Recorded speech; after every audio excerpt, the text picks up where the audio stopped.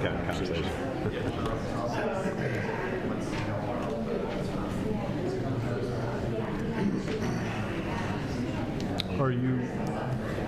Are you all ready? Yes. Okay. Yeah.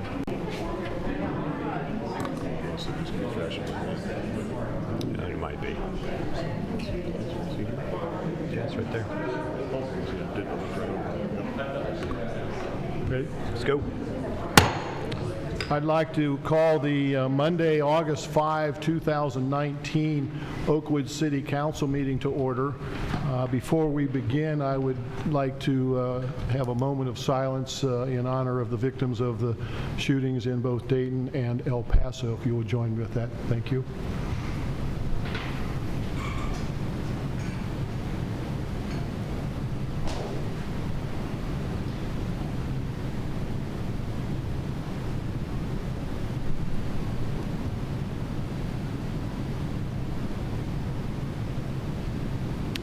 Thank you. Would you please rise and join us with the pledge to the flag? I pledge allegiance to the flag of the United States of America and to the republic for which it stands, one nation, under God, indivisible, with liberty and justice for all.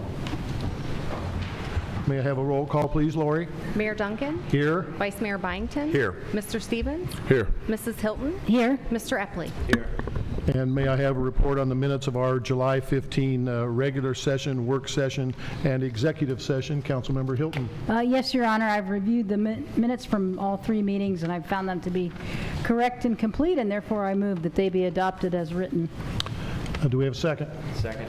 All those in favor signify by saying aye. Aye. Thank you. So ordered. Under status reports, I have a couple proclamations I would like to read. The first status report I have is Prostate Cancer Awareness Month. Whereas this year, approximately 175,000 men will be diagnosed with prostate cancer in the United States alone. One man every 3.2 minutes, and roughly 32,000 will die this year from the disease. 87 men every day. Whereas in Ohio, an estimated 5,300 new cases of prostate cancer and an estimated 1,130 deaths will occur in 2019.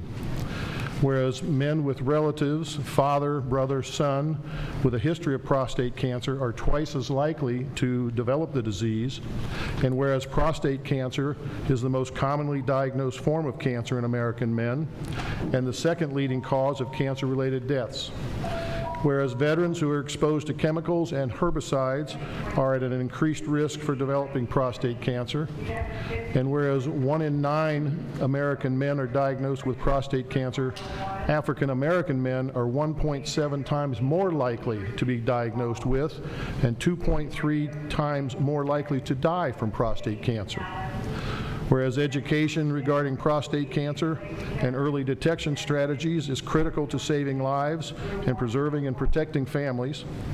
Whereas nearly 3 million men in the United States are living with prostate cancer, and that number is estimated to reach 4 million by 2024. Whereas all men are at risk for prostate cancer, we encourage the citizens of Oakwood to recognize the importance of prostate screenings. Now, therefore, under the power vested in me, I, William D. Duncan, Mayor of the City of Oakwood, hereby proclaim September 2019 as Prostate Cancer Awareness Month in Oakwood. This is a personal concern to me. One of my father is currently going through prostate cancer, and so far his diagnosis is good, and so I'm keeping my fingers crossed. We also have, I think, Jim Obert. Where are you, Jim? Jim is a 5-year prostate cancer survivor, so congratulations to you, sir. My next proclamation is National Suicide Prevention Awareness Month.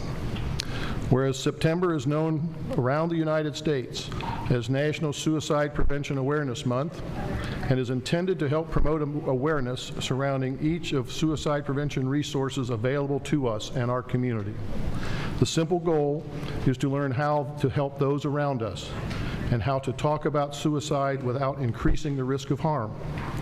Whereas suicidal thoughts can affect anyone regardless of age, gender, race, orientation, income level, religion, or background, And whereas according to the National Alliance on Mental Illness, each year more than 41,000 people die by suicide.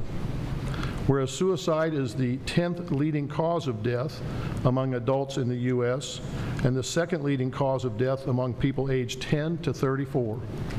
And whereas the city of Oakwood is no different than any other community in the country, but chooses to publicly state and place our full support behind local educators, mental health professionals, athletic coaches, PAC leaders, police officers, and parents as partners in supporting our community in simply being available to one another. Whereas Whereas local organizations like the Suicide Prevention Center and national organizations like the American Foundation for Suicide Prevention and the National Alliance on Mental Illness are on the front lines of the battle that many still refuse to discuss in public, as suicide and mental illness remain too taboo a topic to speak on. Whereas every member of our community should understand that through life's struggles, we all need the occasional reminder that we are all silently fighting our own battles. Whereas residents are encouraged to take time to inquire as to the well-being of their family, friends, and neighbors over the next few weeks and days, and to generally convey the appreciation for their existence by any gesture they deem appropriate. A simple phone call, message, handshake, or hug can go a long ways towards helping someone realize that suicide is not the answer. Whereas the 6th annual Out of the Darkness Dayton Walk in connection with the American Foundation for Suicide Prevention will take place at 1 p.m. on Sunday, October 20 at the Oakwood High School. The 2018 event had over 1,500 participants and raised over $55,000. Now therefore, under the power vested in me, I, William D. Duncan, Mayor of the City of Oakwood, do hereby proclaim the month of September 2019 as National Suicide Prevention Awareness Month. Thank you for that. Under our visitors portion of meeting, we have two main issues here tonight.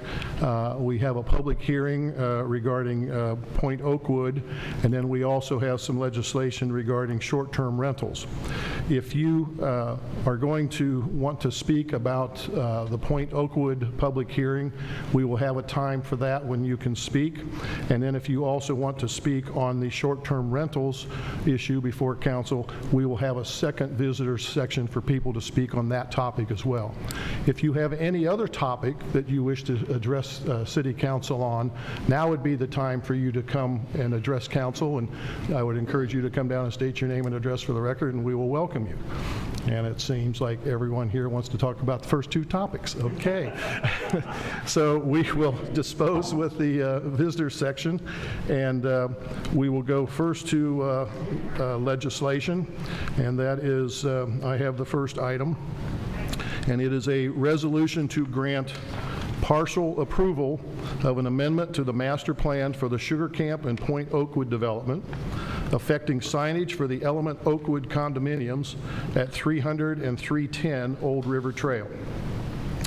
This resolution would amend the Sugar Camp Point Oakwood master plan to allow for the installation and signage at the Element Oakwood condominiums.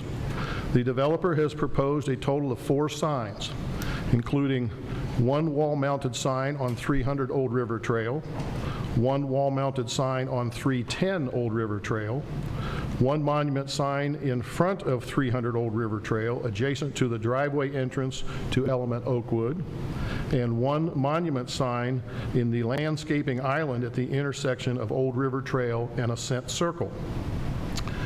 This development is in the multi-use special planning zoning district.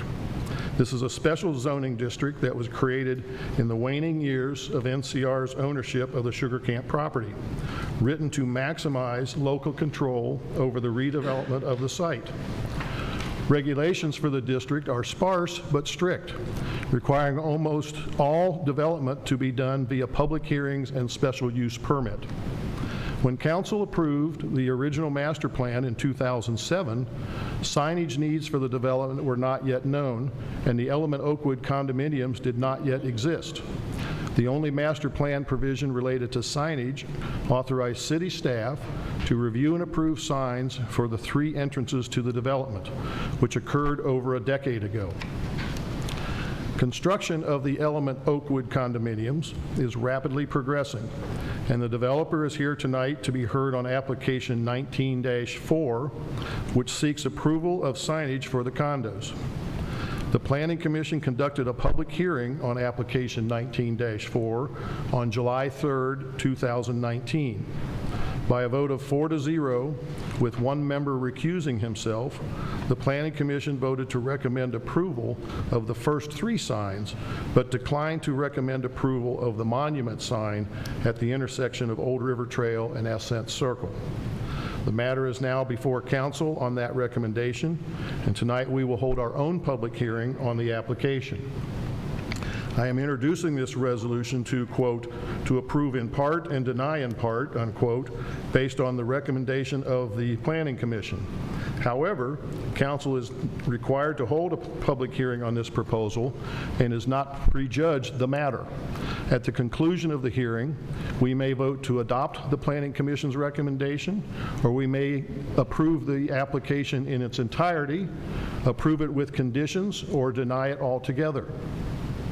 If council decides to approve in part and deny in part, as recommended by the Planning Commission, we will adopt the resolution as is. If we decide to adopt the recommendation with additional conditions imposed by council, there is space provided on the document to write them in tonight.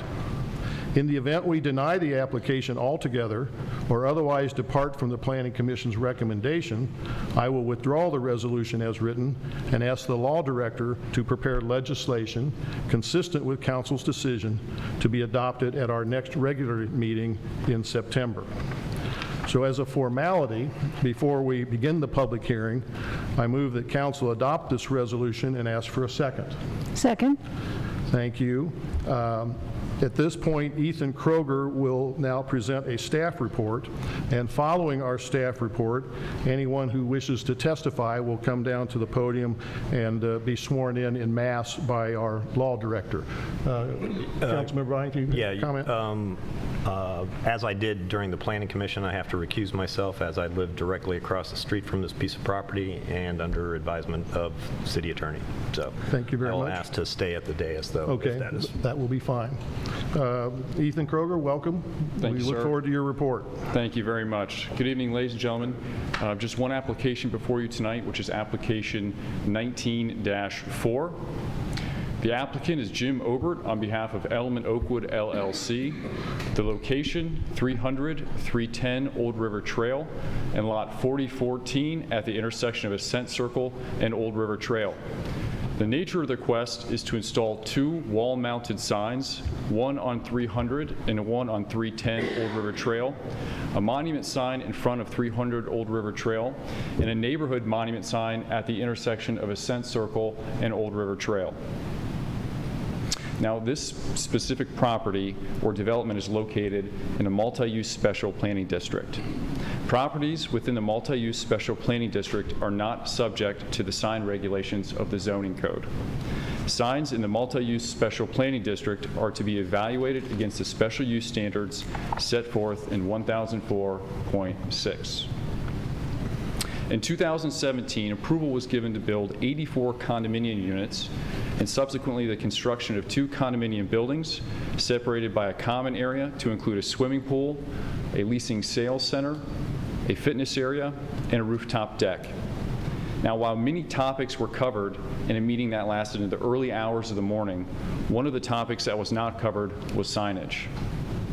In 2007, the Sugar Camp Point Oakwood Master Plan was approved. Now, this allowed staff to review and approve the signage at the 3 main entrances leading into Sugar Camp. However, interior development signage was not included and was understood that future signage would be addressed via amendment to the master plan.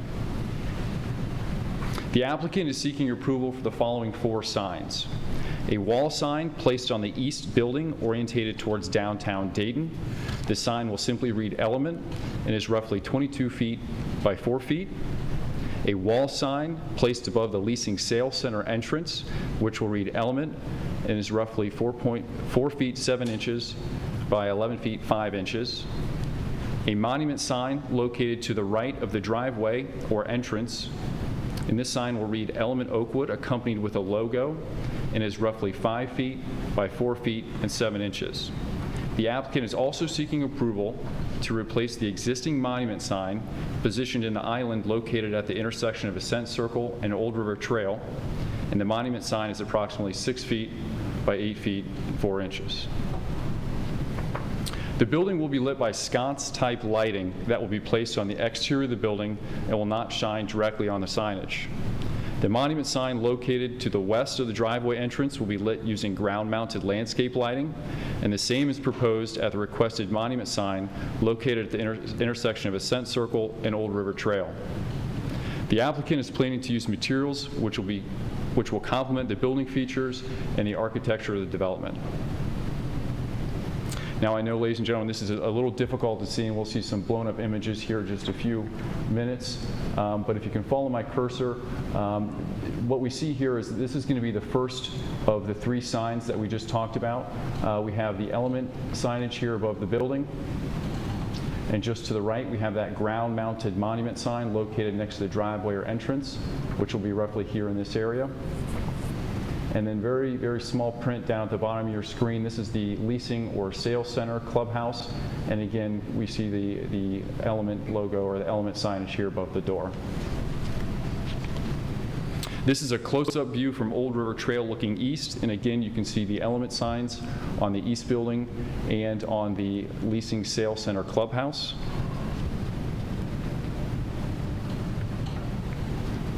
Old River Trail view looking west. And right here in between the 2 parked cars, you can see that ground monument sign here located next to the driveway. Again, this is just a close-up artist rendering of that ground-mounted monument sign.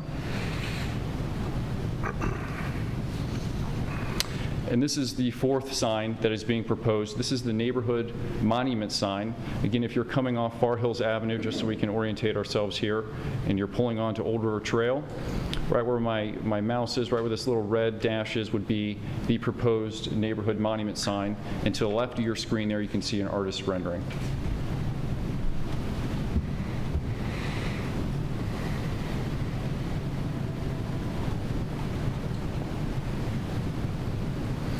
Now, this is currently, as it stands, to the right of the screen is the existing sign that's located in that island, and to the left would be what is going to be proposed.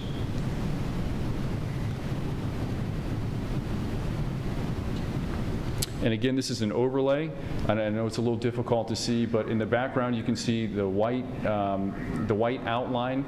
That would be to show you a comparison of the height and the width of what is currently there now. And again, what the colored sign you would see is what would be proposed.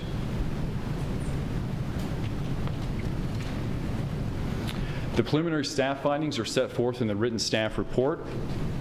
And as a planned development, approval of the application before you falls under the special use standards set forth in 1004.6. The Planning Commission was responsible for making a recommendation, and City Council here tonight has the final authority to act on the application. Staff recommendation. The proposed signs are reasonable in size and scale for Element Oakwood condominium development. The proposed monument entrance sign and wall-mounted signs complement the existing architecture of the development. And staff believes that special attention should be placed on the monument sign located at the intersection of Ascent Circle and Old River Trail. Staff believes that this sign constitutes an off-premise identification sign and would not be permitted in any other zoning district here in the city.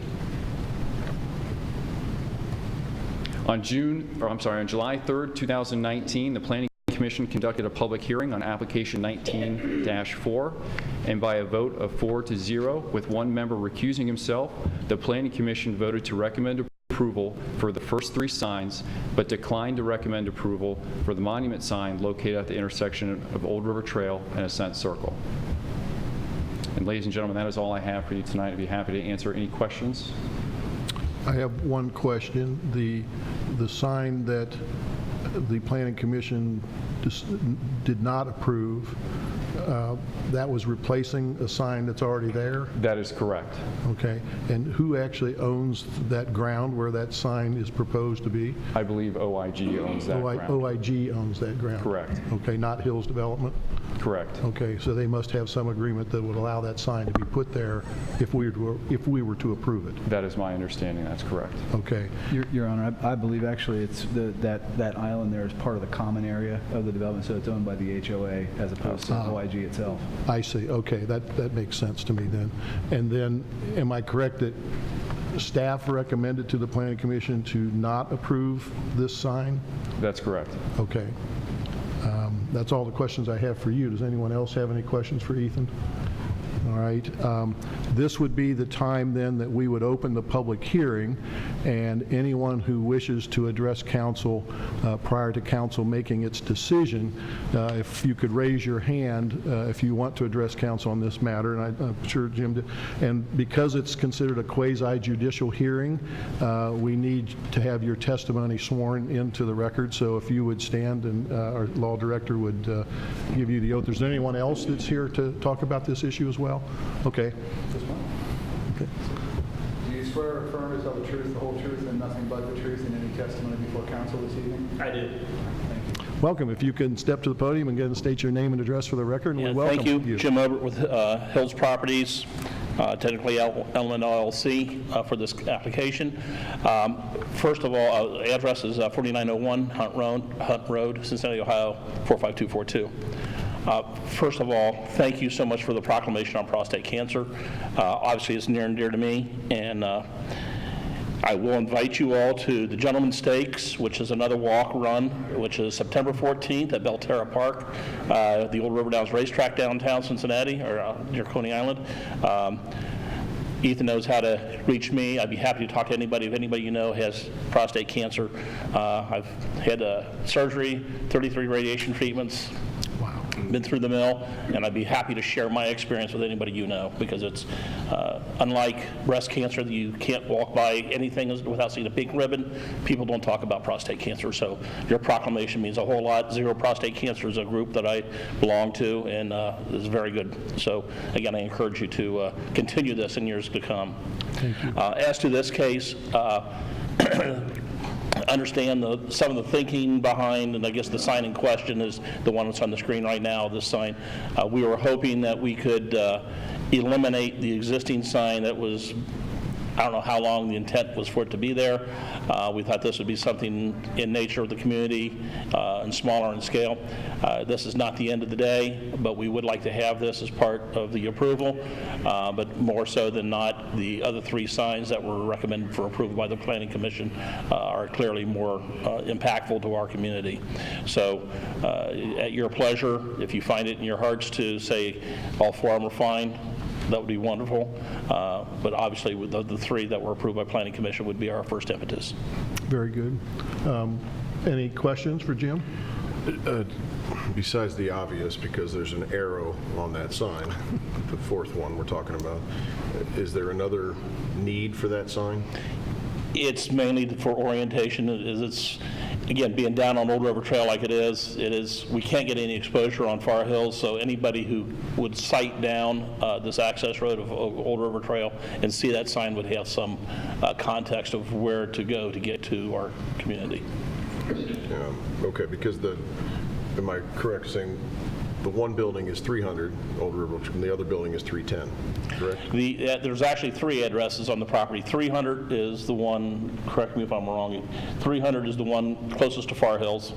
310 is the clubhouse building, and 320 is actually the far westerly building, but there's no signage associated with that building. Right, so 300 and 320 are the same buildings, just... Correct. Okay. 310 is the sandwich piece, and then that just covers the name element over the doorway. I hadn't heard the numbers that we were using down. I knew it was Old River Trail. Okay, so that's why. Okay, so then, okay, all right.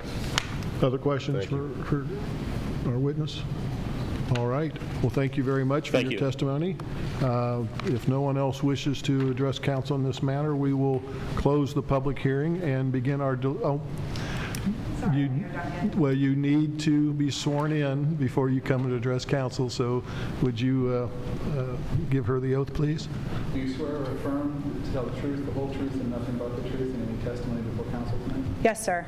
May you state your name and address for the record, please? Hi, Kara Kite, 338 Volusia, Oakwood. I'm sorry to hear about your father, and I'll keep him in my prayers. And congratulations, sir, on your remission.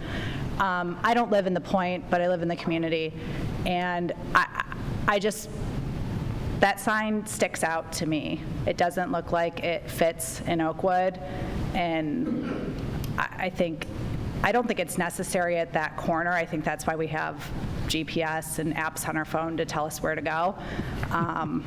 But to me, this signage, it just doesn't fit the feel of our community. So if it were to be allowed, I think it needs to have maybe a different look. It just seems to stick out. So that's just my opinion. Everybody's entitled to their opinion, but I wanted to share mine. Thank you. Very much. I mean, it appears as though this sign is in fact smaller than the existing sign. Is that correct? Okay. Correct. All right. All right, last chance before I close the public hearing. Anyone else wish to address council on this matter? All right, thank you. We will then close the public hearing and begin our deliberations. Councilmember Epley, do you have any concerns, questions? No, Your Honor. Okay, Councilmember Hilton. No, I don't, Your Honor. All right, Councilmember Stevens. I agree with the Planning Commission's recommendation. I actually really like the size of the one that sits out in front of the driveway. The signs on the building look real nice. My first reaction to this was that the current welcome sign there, as I drive in there on a regular basis, whether that's something they wanted or not, I don't like the sign being there. I just think that having the bushes and the trees and on that tiny little, we'll call it an island, I think that's a nice piece there. So I appreciate the fact they made it smaller, but I don't think a sign is necessary.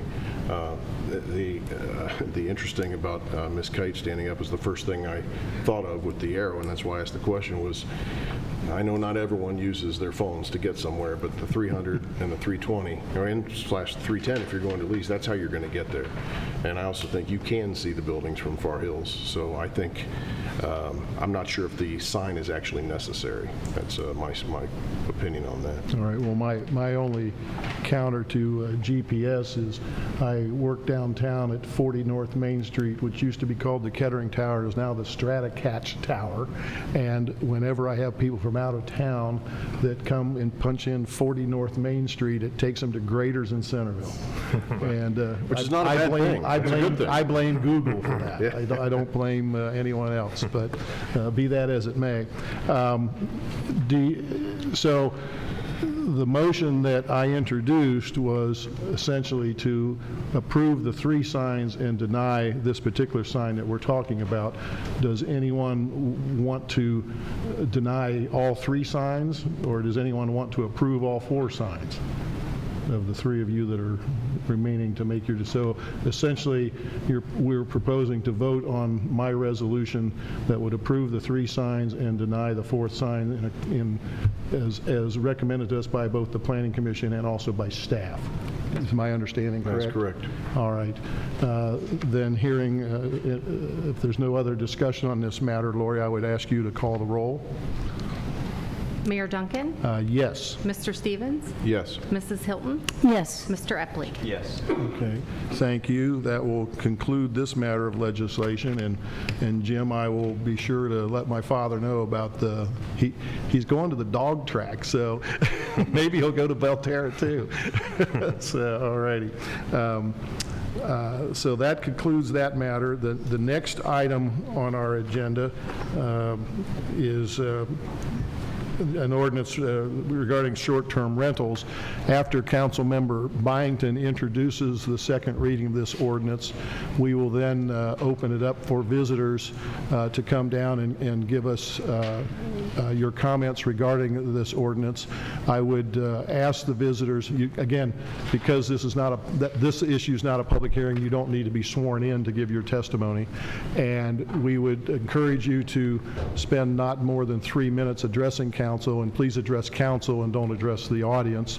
And we look forward to that, to your comments as well. So I will then turn the dais back over to Vice Mayor Byington. Yes, Your Honor. This is an ordinance adopting a new section 17-801, which is short-term rentals prohibited of the Property Maintenance Code, and making related amendments elsewhere in the Property Maintenance Code to provide for the prohibition of short-term residential rentals throughout the city. This is a second reading of an ordinance to prohibit the use of residential properties for short-term rentals, or STRs, or transient rentals, which are defined as rentals having a term of 25 consecutive calendar days or less. STRs, short-term rentals, are becoming increasingly common with the proliferation of smartphone apps, online portals, and other rental-oriented services in the so-called gig economy. Until now, council has chosen not to regulate them, treating them no different than a traditional rental property, on the belief that existing laws can adequately address noise, littering, criminal violations, property maintenance issues, and any other problems that arise. The City of Oakwood is beginning to receive more complaints about residential properties being used for short-term rentals, and the number of Oakwood homes and rooms listed on short-term rental websites continues to increase. Council is mindful of the private property rights of each homeowner, but we are also aware that an entire neighborhood can be disrupted when a home is used to host an ever-changing cast of short-term tenants. One of Council's highest priorities is to preserve and maintain Oakwood's character for our residents. This is why we have determined that short-term rentals of residential properties is inconsistent with the permanence, established character, density, and tranquility of Oakwood's residential neighborhoods, and is potentially detrimental to property values. This ordinance will prohibit short-term rentals in the city with the goal of protecting and preserving these qualities of our residential neighborhoods. Key provisions include the ordinance only prohibits rentals having a duration of 25 consecutive calendar days or less. Rentals exceeding 25 days, such as a month-to-month or yearly leases, will still be permitted as they always have been. Generally, violations will be treated as an unclassified misdemeanor, meaning that they are subject to fines only and not a jail term. There is, however, an enhancement provision for repeat offenders that can convert the offense to a fourth-degree misdemeanor, which can result in up to 30 days in jail. And to avoid causing any hardship by impacting current listings or contracts, the prohibition would not take effect until January 1st, 2020. This is a second reading of this particular ordinance, and I move that council adopt it this evening. Do we have a second? Second. My recollection is when the initial ordinance was introduced, we had a November 1 effective date, and based on some comments that we did here, we thought it was appropriate to move that date back to January 1, 2020, based on some folks that have current ongoing advanced Holiday rentals. Holiday rentals primarily. So before we vote on this matter, I would be interested in hearing comments from the citizens that have come here. And again, if you want to come down and address council and state your name and address for the record, and we would welcome you. Who wants to go first? Come on down, Kate. Or Gary? Okay. Gary Leitzel, 114 Vulcanand Avenue, Dayton, Ohio, 45410. Mayor, council members, city manager. I know how difficult it is sometimes to make fair decisions that affect the community. You don't only have an obligation to the registered voters who live in Oakwood. You also have an obligation to those who may not reside in the community, but who work here and pay income tax to support your government. You also have an obligation to people who own property here, where they pay 8.5% of their property tax to support your government, and another 68% to support your school district. You're elected to represent and make fair decisions for the majority of your citizens, not a few. This legislation regarding short-term rentals will not solve your problems. In fact, it's already created a new one. That's why we're here. I'm here for a simple ask. I'm here for a reasonable ask, and I'm here for a fair ask. Simply postpone this legislation until you are absolutely certain that you have realized all of the unintended consequences of this law. Be fair to those who are affected by it but have done nothing wrong and don't deserve to have their businesses shut down because of those who do. Regulate, don't eliminate. It's as simple as that. Come up with something else. Time is not of the essence. You've already extended this to January 1st. Talk to these people, understand what they're doing, and find a way to get the ne'er-do-wells out and keep the people here who are supporting Oakwood tourism. Thank you. Thank you. Who else would like to address? I'd like to talk to Kate next. Is that okay? Do I have a point of personal privilege there? Mr. Mayor, members of the council, I'm Kate Birch. I live at 8 Springhouse Road. And we have lived in our beautiful 103-year-old Oakwood house for 35 years and have taken care of it and loved it very much. We are older now, and we are paying the very high property taxes that Mr. Leitzel talked about. And 3 years ago, we started operating an Airbnb in our above garage chauffeur's apartment. It has been a very, very wonderful experience. We have had absolutely no problems, no property damage, no theft, nothing but normal wear and tear. They have a private entrance with a keypad. They park at the top of our driveway. They have absolutely no negative impact on the community. And in fact, I think that they have a very positive impact on the community because people walk in the neighborhood. They frequent the restaurants and shops in Oakwood, and I can't tell you how many people have made comments to me about what a beautiful neighborhood we have, how much they love the character of the houses, the varied architecture, and the beautiful big trees.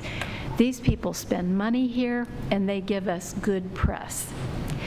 Airbnb also is run on a model that requires both hosts and guests to behave well because we review each other on the website, and you don't get to participate unless you are a good actor.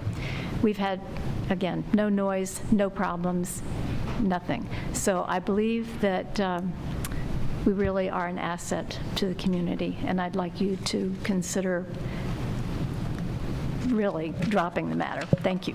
Thank you. Who else then would like to please come down and again state your name and address for the record? Yes, thank you very much. My name is Jeffrey Owens. I live at 20 Mart Avenue, which is kind of the north side, just a stone's throw from University of Dayton. And I've lived here for about 13 years, and I understand that, certainly in the grand scheme of things, that's probably a blink of an eye to the many elder residents and people who have lived here for multi-generations.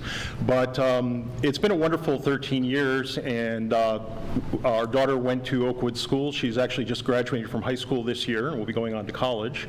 And we consider Oakwood to be our home.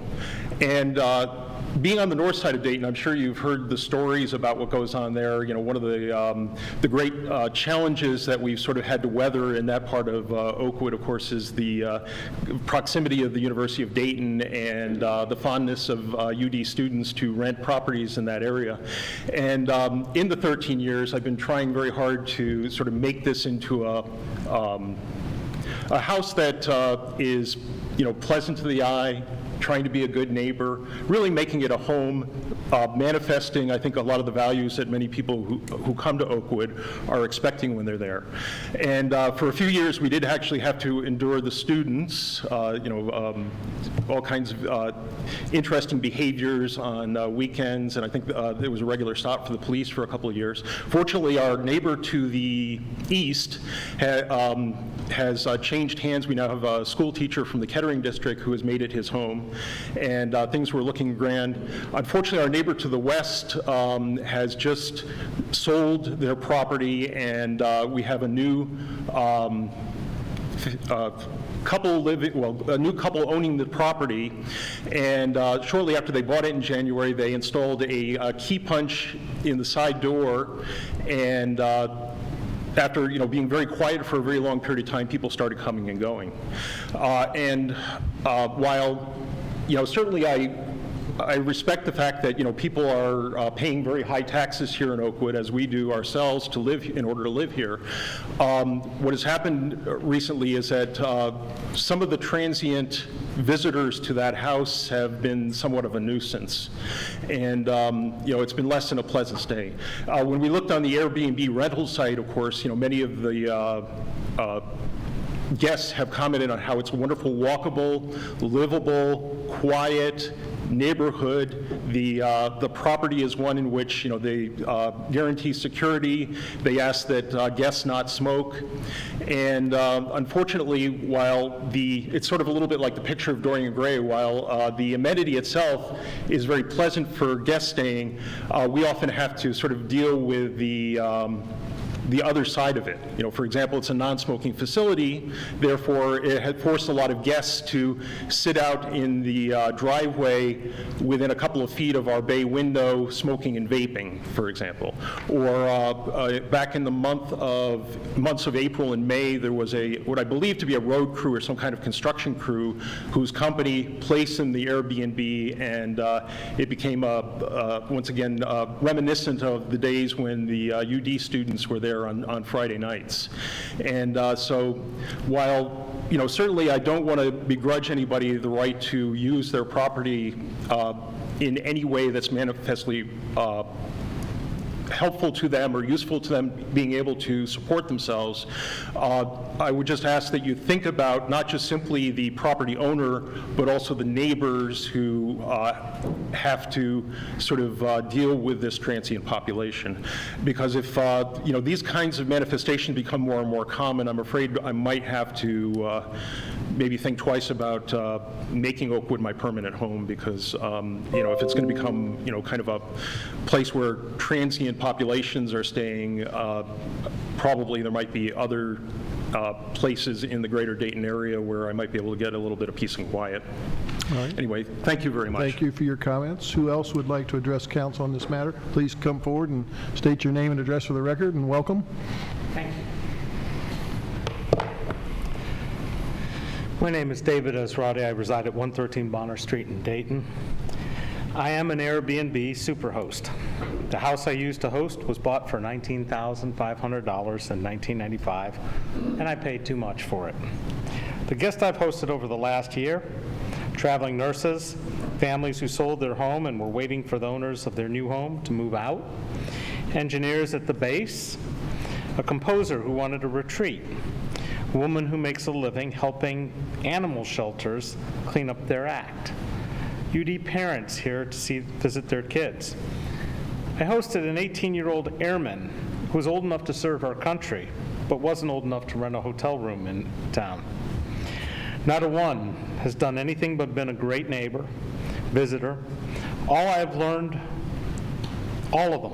have learned about historic South Park from my guide, and have enjoyed coffee at Ghost Light or Holy Grounds, ordered pizza from the Pizza Factory, or walked up to the South Park Tavern, enjoyed Jimmy's Ladder, 11, or Old Scratch.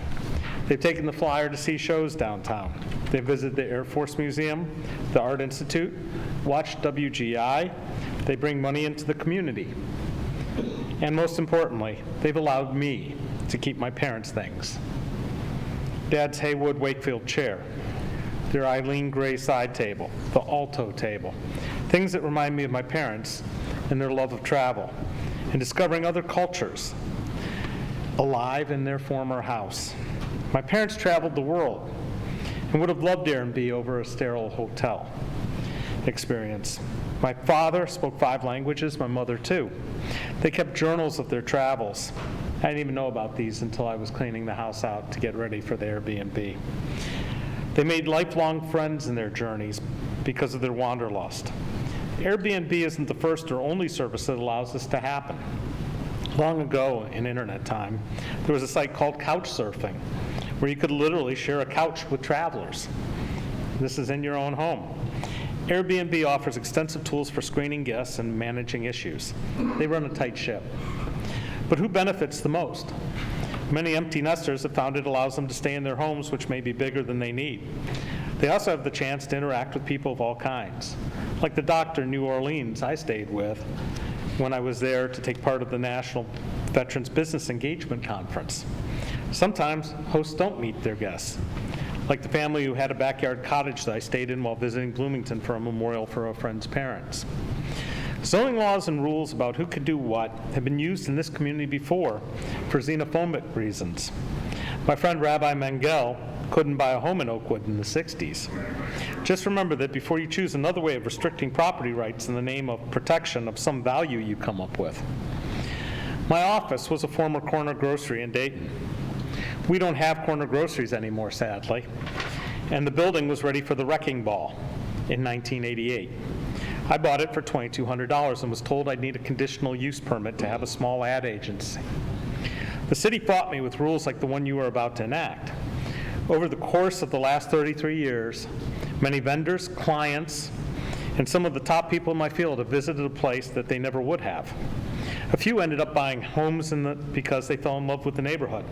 Others walked away with a positive impression of South Park. Oakwood doesn't have any hotels. You barely have a place to grab coffee, lunch, or a drink.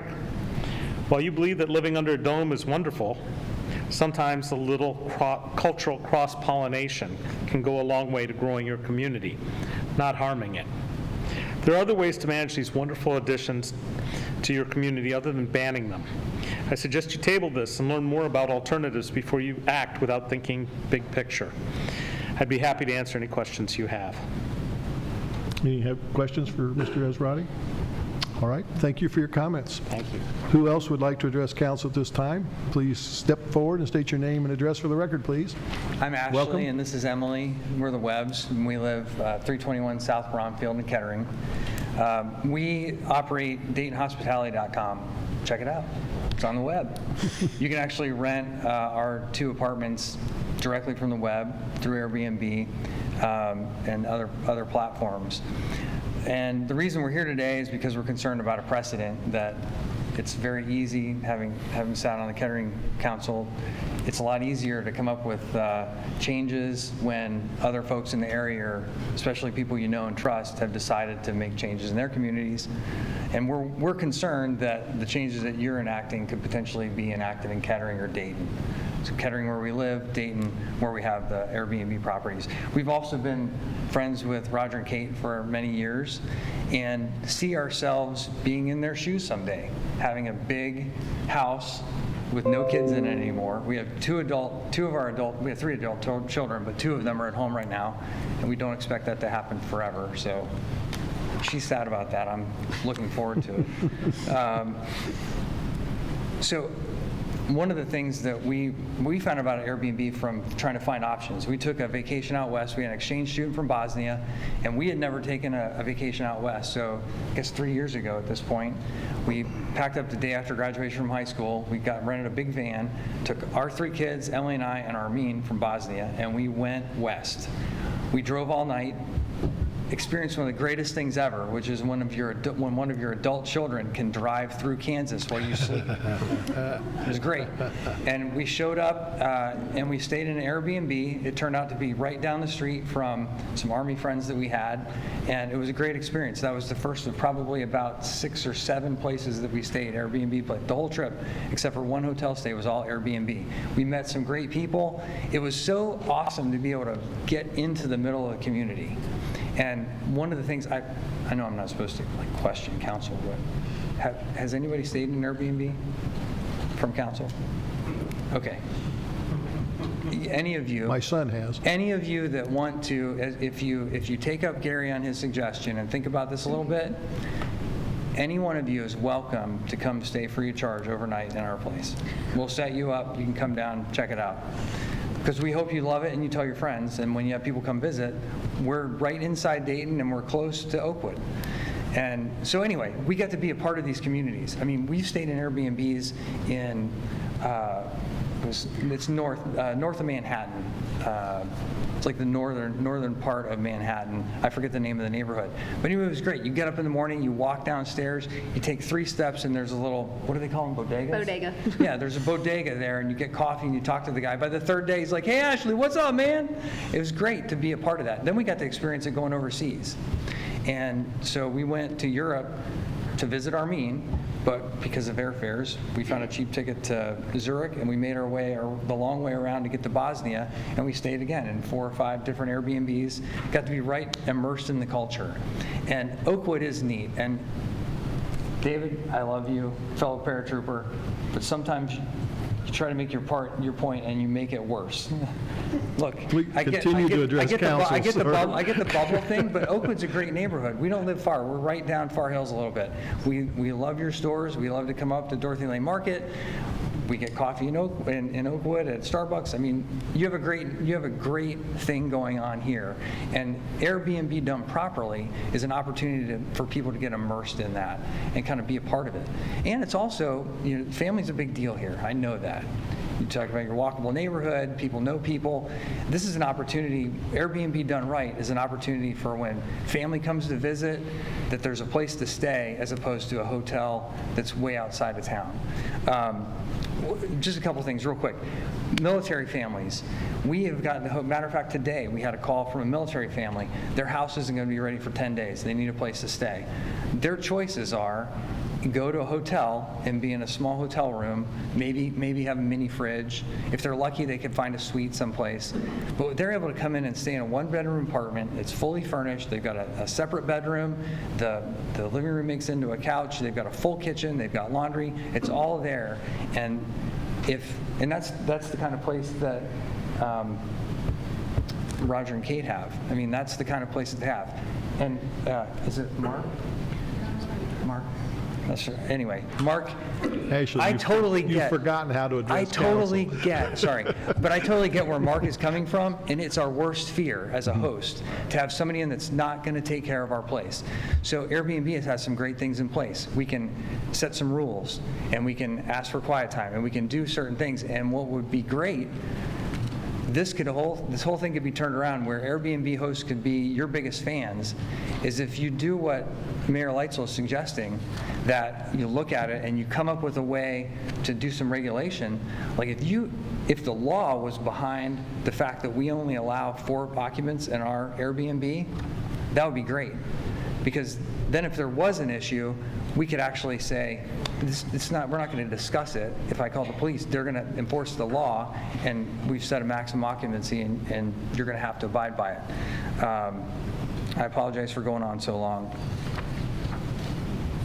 I guess the biggest thing that I'm asking is what Gary has asked, and that is that you all think about it, that you don't force the host while you're looking at it closer to shut down their sites and not take reservations and potentially lose their superhost status.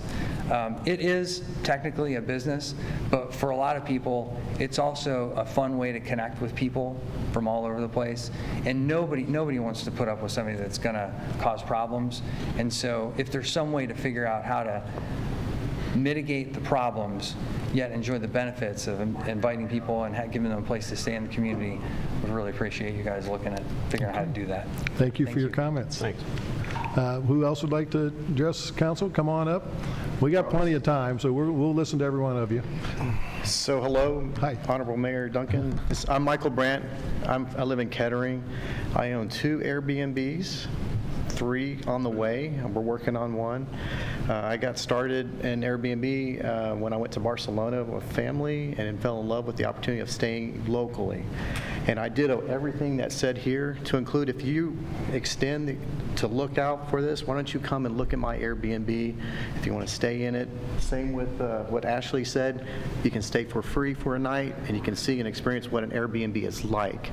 I really think you need to investigate further and understand how this impacts your community and how we have helped enable your community to grow. For example, I had a guest stay with me, and she said, hey, where do I get ice cream? And I said, Grader's Ice Cream in Oakwood has the best ice cream. And sure enough, she texted back and said, what a great recommendation. We are helping your businesses by bringing people into the community to go eat at Flyboys. Hey, I own the Aviator. I push for the Flyboys restaurant. Go get a great beer, go check it out. Oakwood is a great place. So, best Airbnb we ever stayed at. The Aviator Bungalow is incredibly charming, comfortable, and clean. It's a perfect place for families. The layout is great. There are many kid amenities, toys, games, books, plates, and silverware, a high chair, an awesome cot, and a wonderful park for kids to step away, not to mention a trail system for running just up the road that was really pretty and well marked. The beds, including the couch, bed was really comfortable and the sheets were soft. Michael and Maria went their extra mile washing the linens in unscented detergent since my family was sensitive to chemicals. Thank you again, guys. What a sweet spot. We really so pleased and felt relaxed and really enjoy our stay.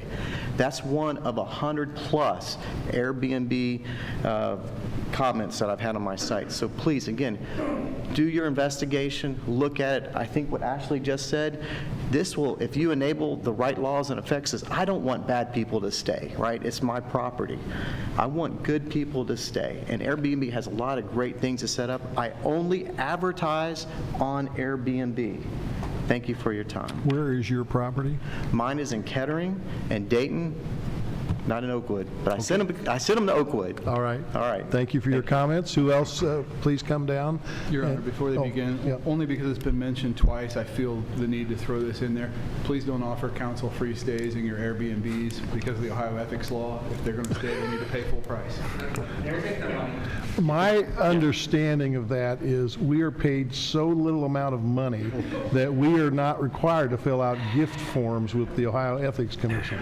But that said, That's not true. That's not, but thanks for the free offer, but we will pay if we choose to do that. Yeah, I'm an Air Force civilian, so I know that's the whole $8 or less rule with ethics, so it's like I totally get where you're coming from. So my name is Jeremy Gwinup.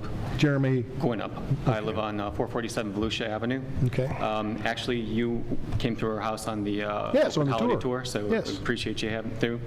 I heard a lot of good stories about people with Airbnbs tonight, all very positive stuff.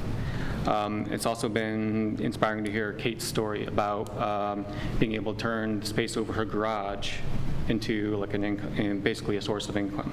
It's also great that she's located on the property so she can supervise the property when it's being rented. All right, so the house next to ours, I want to say it was a 441, recently changed hands because the former owner, she needed to downsize. I think she basically just consolidated and lived in the Oregon district.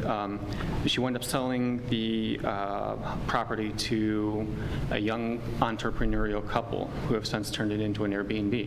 So then they did a wonderful job renovating the house. I've actually met them and their infant daughter, and I talked to them before, while they're in the process of renovating this house. And it's like, oh, I was like, I said to them, oh, welcome to the neighborhood. It's like, this is a great neighborhood for kids. Because if you know anything about Volusia, all up and down, it's kid central. I mean, on the block parties, you kind of have to watch out for the packs of bikes riding up and down because there's so many kids there. So the thing is, this couple who own basically an improvement group, I think they're in the process of moving to offices downtown Dayton, so a great downtown-based business. But they turned this property next to us into an Airbnb. They did, and again, they're trying to target a fairly well-off clientele. I mean, try to their best of their ability to basically keep it in keeping with the, basically the character of the neighborhood. And they've had a series of guests, and for the most part, it's all been, pretty easy. Very little interaction, very little noise. But the question is, what happens when it doesn't go well, and there's a misunderstanding? Okay, so I was away on business over this, not this past weekend, but the weekend previous. And the property had guests over, and they were having a party well into the night, 2, 3 in the morning. Unfortunately, the police were called because of the noise, but I believe that the police attempting to follow up, like the burden of proof for a noise complaint was not met, and we had to do that a couple times over that weekend. And I'm trying to fix this for my wife while I'm 4,500 miles away on business. Okay, so we have 5 kids. Okay, they granted your teenagers to grade schoolers going to Harmon. So is it really incumbent on my wife to try to fix the property owner's problem when they're not there? I mean, it's a standalone Airbnb. It is a business in a residential community. And I know that some people, it is a nice source of income, and I don't begrudge that. Or, it's like in other neighborhoods, maybe it's a better fit. And then I don't want to be accused of not my backyardism. But I do want to say, for all these glowing testimonials so far, which are very possible, I have stayed in an Airbnb, and I have greatly enjoyed it. But the question is, does it fit? All right, so that's why, I'm glad the council is considering this legislation tonight, and I really hope that this ordinance is approved, even though there may be some warts to it that people disagree with it. Because at least at some point, we can always amend the legislation to address things as they come up, because unfortunately, maybe there's just parts of Airbnb, like the reservation mechanisms, that just don't solve all the problems. Because yes, while the technology is great, it doesn't solve all the problems. And again, thank you for considering this. Thank you. Who else would like to address council? Please come down and state your, yes, you in the front. If you again state your name and address for the record, and welcome. Okay. Good evening. My name is Deborah Cool-Lorenz. I reside at 114 Vulcanan Avenue. I do have an Airbnb on Wayne Avenue, which is 2016. I am also a super host, and I want to share with you Airbnb's goal. Airbnb is not a platform for transient people. There's really no such thing as transient vacationers. When I'm vacationing, I don't want to be called a transient. We are a community. We're a community of international people who believe in creating a unique environment for travelers, adventurers, and families. We strive to make a home anywhere in the world for people who are traveling away from their home, so when they stay at ours, they feel like they're at home. Ours is called Helen's House, named after a neighbor who had passed away at the age of 94, and she had lived there her whole life. I can't count the number of ways that our guests, when they stay, they said, oh my gosh, this is like going back to grandma's house.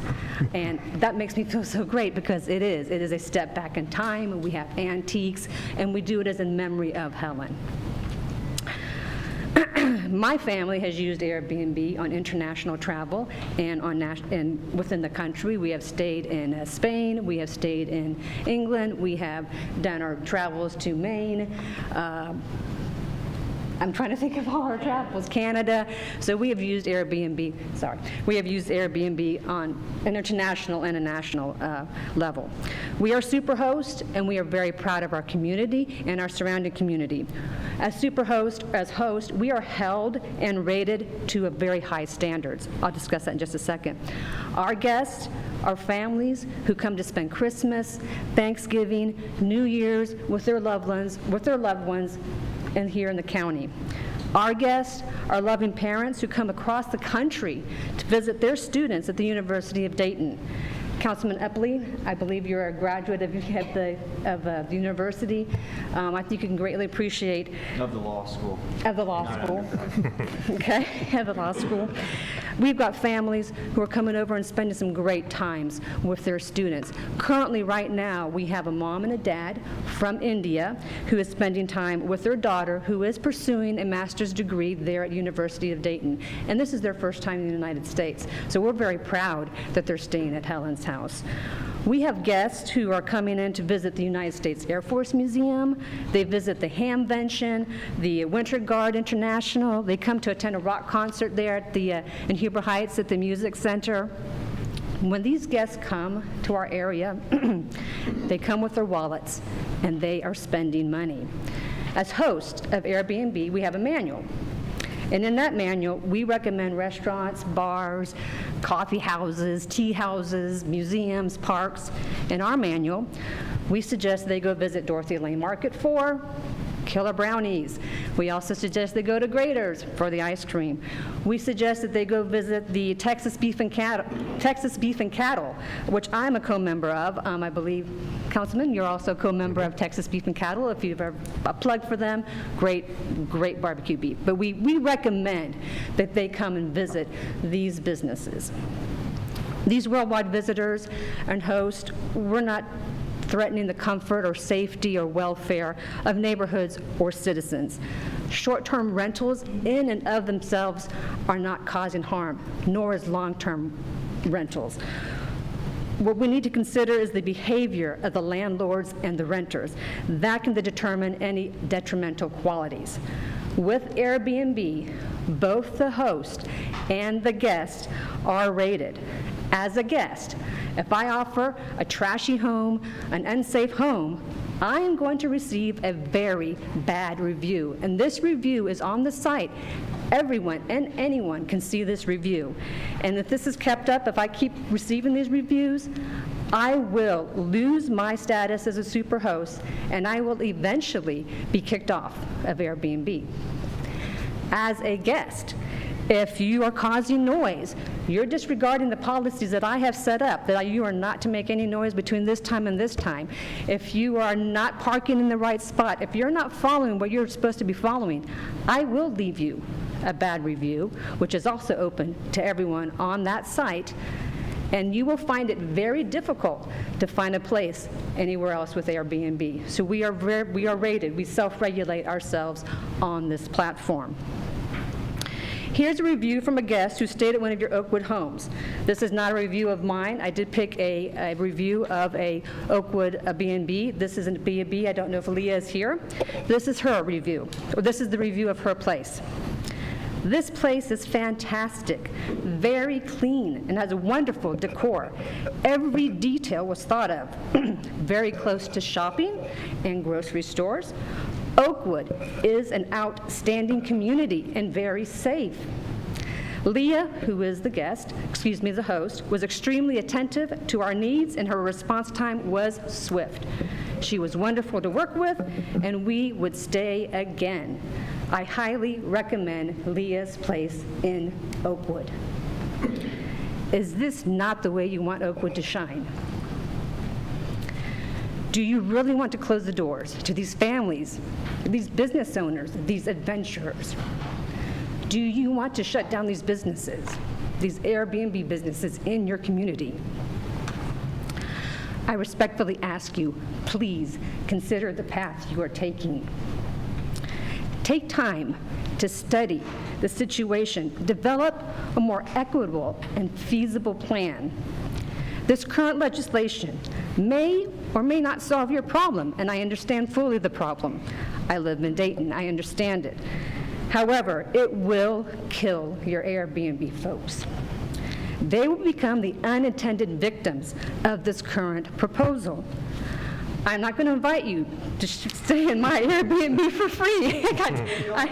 No, I wrote here, I will invite you to tour my Airbnb, Helen's House. I will ask you to ask any questions you like. I have been doing this since June of 2016.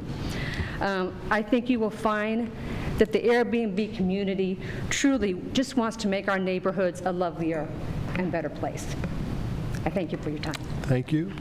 Who else would like to address council at this time? Please come down and state your name and address for the record. Welcome. Hello. My name is Evan Kaufman of 3328 Sagamon Avenue, right over next to the Fraze in Kettering.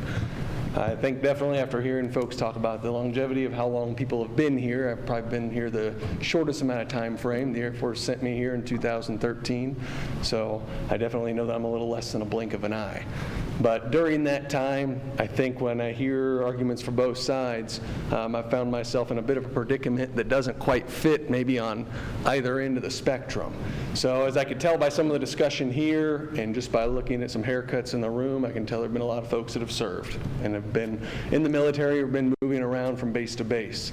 Now when I got here back in 2013, I was put in what you call a temporary living facility, temporary situation for me and my family for almost 6 to 8 weeks while I was here. And that was for me to close on my home while we were over in Beaver Creek.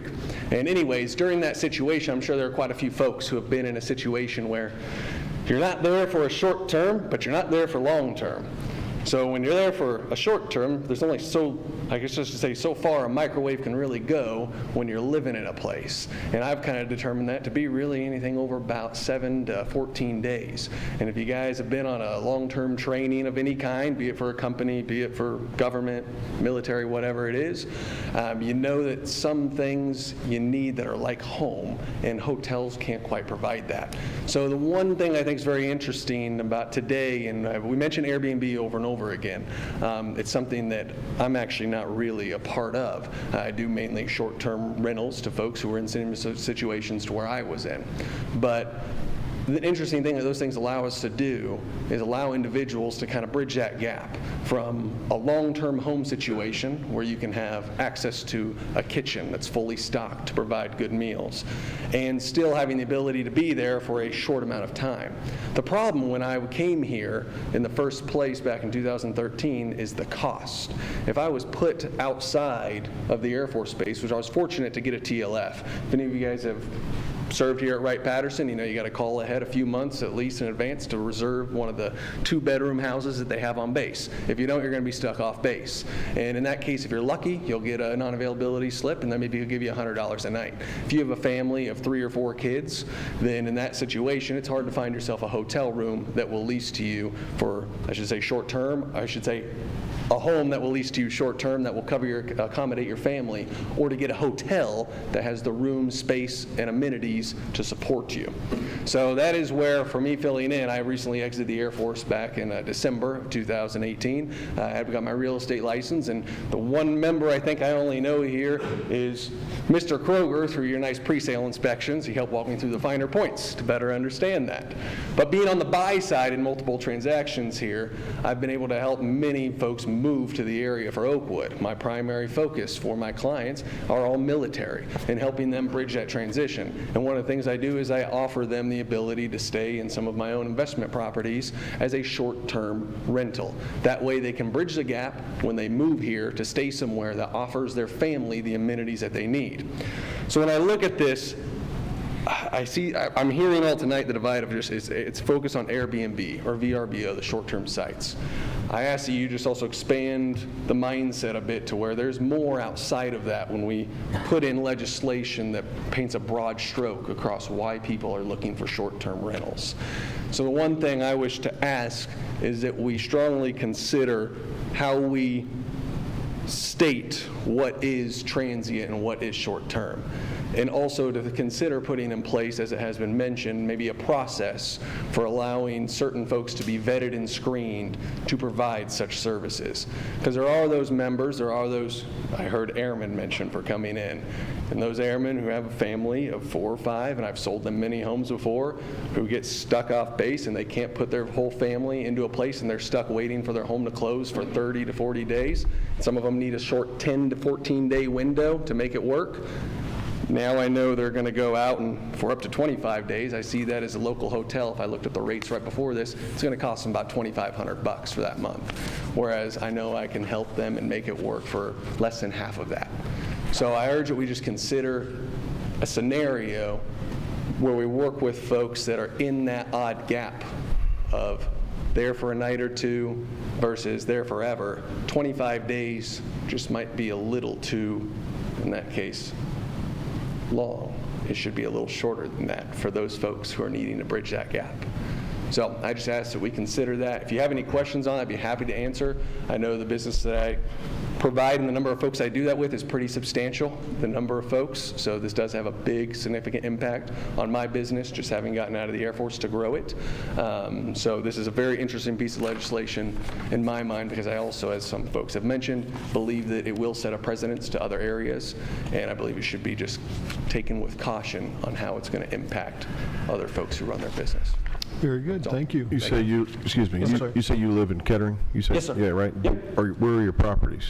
So for the short-term ones right now, there's one off of Corona that I utilize that is a duplex that's right over there. Most of that is all military. Now I will say, for the sake of Airbnb, do utilize that to fill in some of the small gaps, but it's something to where the majority of all of that is 2 weeks or longer. Just the 25 days, I know will make a major impact on operating that location. So one of the short-term places is over here off of Corona Street in Oakwood. The other 2 are up in Huber Heights. Okay. So those are the ones that I know pertain to specifically to this. Great, thank you. Yep. Thank you. Okay. Who else would like to address council? Can I You need to come, I'll give you another minute.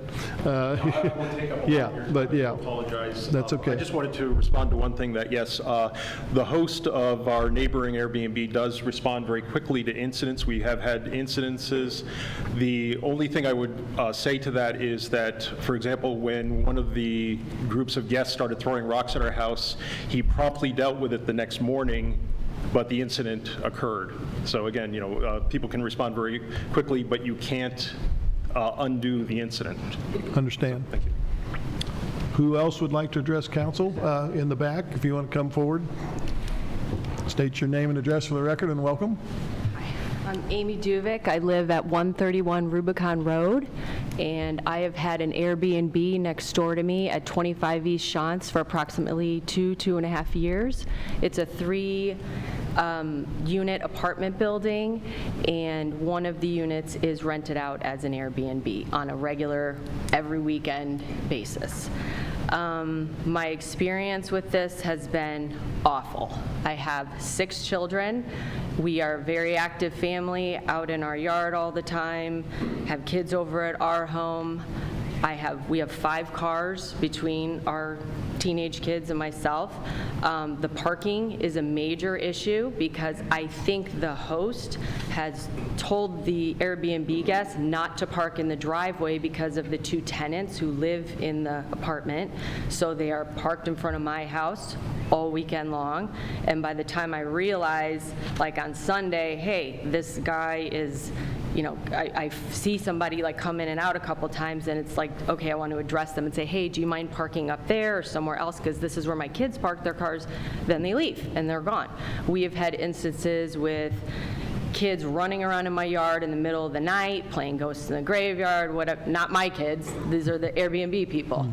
We have had many kids in for weddings and back from UD for reunions. I went to UD, I love UD, but I don't want to live in the ghetto anymore, and I don't want it next door to me.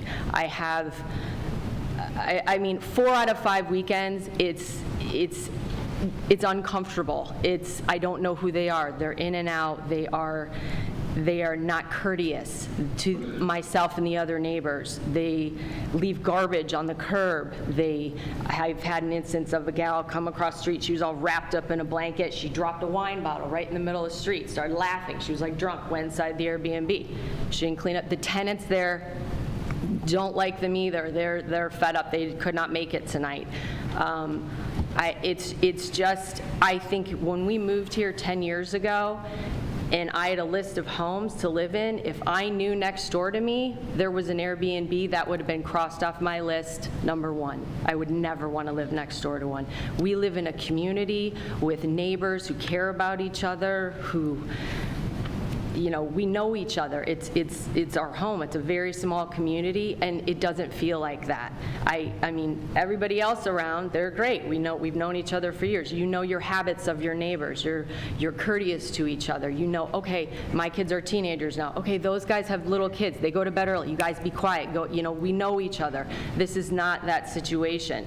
By the time I get a chance to address them for something, they're gone, and then it's going to happen the next weekend and the next weekend. The owners of the Airbnb do not live locally. I don't know where they live.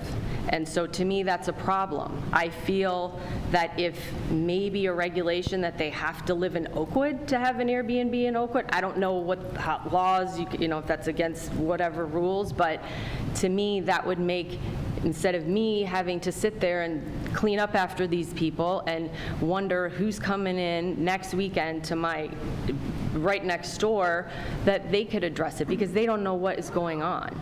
And I feel like, the tenants who live there, I don't know if they have periodically complained to them, but they feel the same way, and the neighbors across the street feel the same way, and it's not a sense of community right now at all. And I hate it. I absolutely hate it. And I appreciate Airbnbs. We do not live in a vacation town. I don't feel like we stayed in an Airbnb outside of Yosemite. It was lovely, but I'm in Yosemite National Park. That's like a tourist trap, I don't look at Oakwood, Ohio as a place where people come to flock for tourism. I mean, I love our town, but it's a sense of home and community, and all these people are like, they love the neighborhood. Well, yeah, but they're not being good to the neighbors, and that's the problem, because they just come in and out, they do their thing, and they leave. And they have no sense of community here because they don't know what our community is like. They don't come over and say, hey, do you know, yeah, great. They're asking the host, who the majority of these hosts don't even live in Oakwood. And so that's great. Send them to Graders. We have a lot of people who go to Graders. Graders is lovely, and we have enough people in Oakwood. Please continue to address us. Anyway, so I'm very happy that this is on the table, and I feel putting it at 25 days is a great thing. I could see these people, okay, I've seen this car here for a week now. When they come out, I'm gonna go say, hey, do you mind parking over there? Like, I feel like it would give my family a sense of safety, in a sense, to know, okay, this is a familiar face. They know I live here, and they're staying here for 25 days or 2 months or whatever. I can address them as a neighbor because they're here for that length of time to say, hey, do you mind? This is courteous to us. We lights out at whatever. Can you not party and have your music on super loud? When they're there for 2 days, it's done. They're gone. They don't care. So I think the idea of 25 days is wonderful, and I would love to see it passed. So, all right. Thank you. Thank you for your comments. Would you like, okay, let's see. Okay, you get a minute. Really briefly. Two things that haven't been considered. Some of my guests have dogs. There aren't a lot of hotels that are dog-friendly. One guest, they were buying a house in Oakwood, actually moving from Centerville. The house wasn't closing in time. They needed a place to stay with their dog.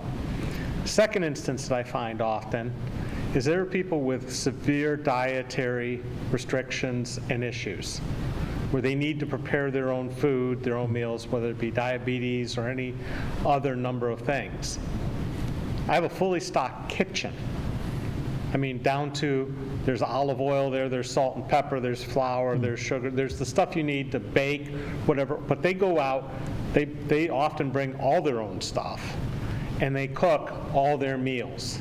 This isn't something you can do in a hotel at the Marriott or at Courtyard. So these people, this is life-saving to them, that they have that opportunity to stay someplace where they can control their dietary restrictions. Okay. So those are some things that you might want to also consider. All right, thank you. Who else wants to address council that hasn't addressed council already? Okay, the one person who I thought was going to address council just left, so I don't know if she's coming back or not. Come on, Gary, you get 1 minute. Thank you, Mayor. Thank you, councilors. What I would ask is that you come up with some kind of licensing or permitting where these owners would agree that if there are more than 2 calls for service by the police, they have to pay a fine, because they can subject that back onto their guests. I mean, if that's a concern, set rules and regulations that say if we get called out X number of times, we have the right to shut you down, and you're signing this and you're agreeing to our laws. That's the way you make this thing work. You get rid of the bad apples, and the good ones can keep going and keep making Oakwood a great little city. All right, thank you. Did you wish to address council? Yes, all right, well, it's your turn. Sorry, again, state your name and address for the record again, please. Hi, yes, my name is Kara Kite, and I live at 338 Volusia Avenue. So I'm going to keep it short tonight. Thank you. You're welcome. My husband and I moved here with our oldest son 10 years ago this month. We moved from the South Park Historical District in Dayton to Volusia Avenue in Oakwood. We moved here to provide for the comfort, safety, and welfare of our child and our children. We anticipated on having more. That was why we moved here, for the comfort, safety, and welfare. Oakwood is 2.19 square miles, and you are our elected officials. We thank you for your service, but we elect you to look out for us, not for property owners in Dayton or property owners in Kettering. I'm not concerned about case law and how it affects them. I'm concerned about my community and my neighborhood and my investment and my property. It's interesting to me that Ms. Birch operates bed and breakfast out of her home. That's what it sounded like to me. Maybe it is, maybe it isn't, but it's interesting. I'm actually more for that because she's there. She's living on site, so she can have some kind of control if things get out of hand. And maybe the people that are renting from her know that. She's there, so it kind of tempers things. I'm just surprised because I didn't think that was allowed here, and I don't know, I mean, maybe I'm going to start renting out a bedroom to make some extra money. Until January 1st. And I just want to thank you for enacting this ordinance. I think it's the right thing to do. Airbnbs do not give us the tranquility and the character, the permanent character that we all moved to Oakwood for. So I want to thank you for protecting us, really, because I think that's what you're doing. Thanks. Thank you. Who else wants us to address council? You want to, I'll give 1 minute or 45 seconds. Rebuttals are always 1 minute. Amy Duvik. I just would like to say that in reference to having to have a kitchen and to your diet needs, staying only in an Airbnb. When we moved here 10 years ago, we had 25 days before we closed on our home here, and we were displaced from North Carolina. So we stayed at the Residence Inn by Marriott in Beaver Creek. It was lovely. I had 5 kids at the time and a golden retriever who is over 100 pounds. They take dogs. We had a turtle in there. We had 5 kids and my husband and myself. And I commuted to Oakwood, took my kids to school. We closed on August 29th of that year, and we made it work. And we had a kitchen in there. We had a full breakfast downstairs every morning. But if we had any dietary needs, I was not eating out every day, every meal with a family of 7 at the time. So there are other options than Airbnb. All right, thank you. All right. She does get a rebuttal. Sorry. Everybody gets one. Sorry, real quick. I also wanted to say, I mentioned that Oakwood is 2.19 square meters, as you all know. Miles. What? Miles. Miles, meters. Who needs to be technical? But my point is that Airbnbs are so popular as people have come and read your reviews. I think we can, I think there's plenty of other options in Kettering and Dayton and the surrounding area. I don't think there's, that big of a need. If we say they're not allowed here, they're certainly very popular and they certainly exist in other places close by. I don't think we're, really. All right. Thank you. You can try and remember, if you spoke before, come down here before? Well, then you get 3 minutes if you want it, but but assuming you have something that no one else has said, that would be helpful as well. But again, state your name and record for the... I'm Jeff Kempton. I live at 816 Acorn Drive. My wife and I are fairly new residents of Oakwood. We've lived here since November, and I'll say that when my daughters were born almost 3 years ago, we immediately made the plans to put our previous home up for sale. And two of the reasons we chose Oakwood was the phenomenal school system as well as the sense of community. And since I've lived here, the community has been unlike anything I've ever experienced. It's been amazing in every regard. My neighbors are the friendliest people I've ever met. I feel like I would trust them after only knowing them for a few months, whereas I wouldn't necessarily trust the neighbors in my previous house, and I lived there 10 years. I said the reason we looked to put our house up for sale as soon as our daughters were born was because one of the reasons we did was because of the increase in short and long-term rentals. We started to see an increase in people that we didn't recognize. A fair transient community is perhaps the best way I can describe them. We didn't know who they were, where they came from, sometimes friendly, sometimes not. And now that I have 2 children, I like knowing who my neighbors are. I like knowing who's going to be in the house next to me, across the street from me on a regular basis.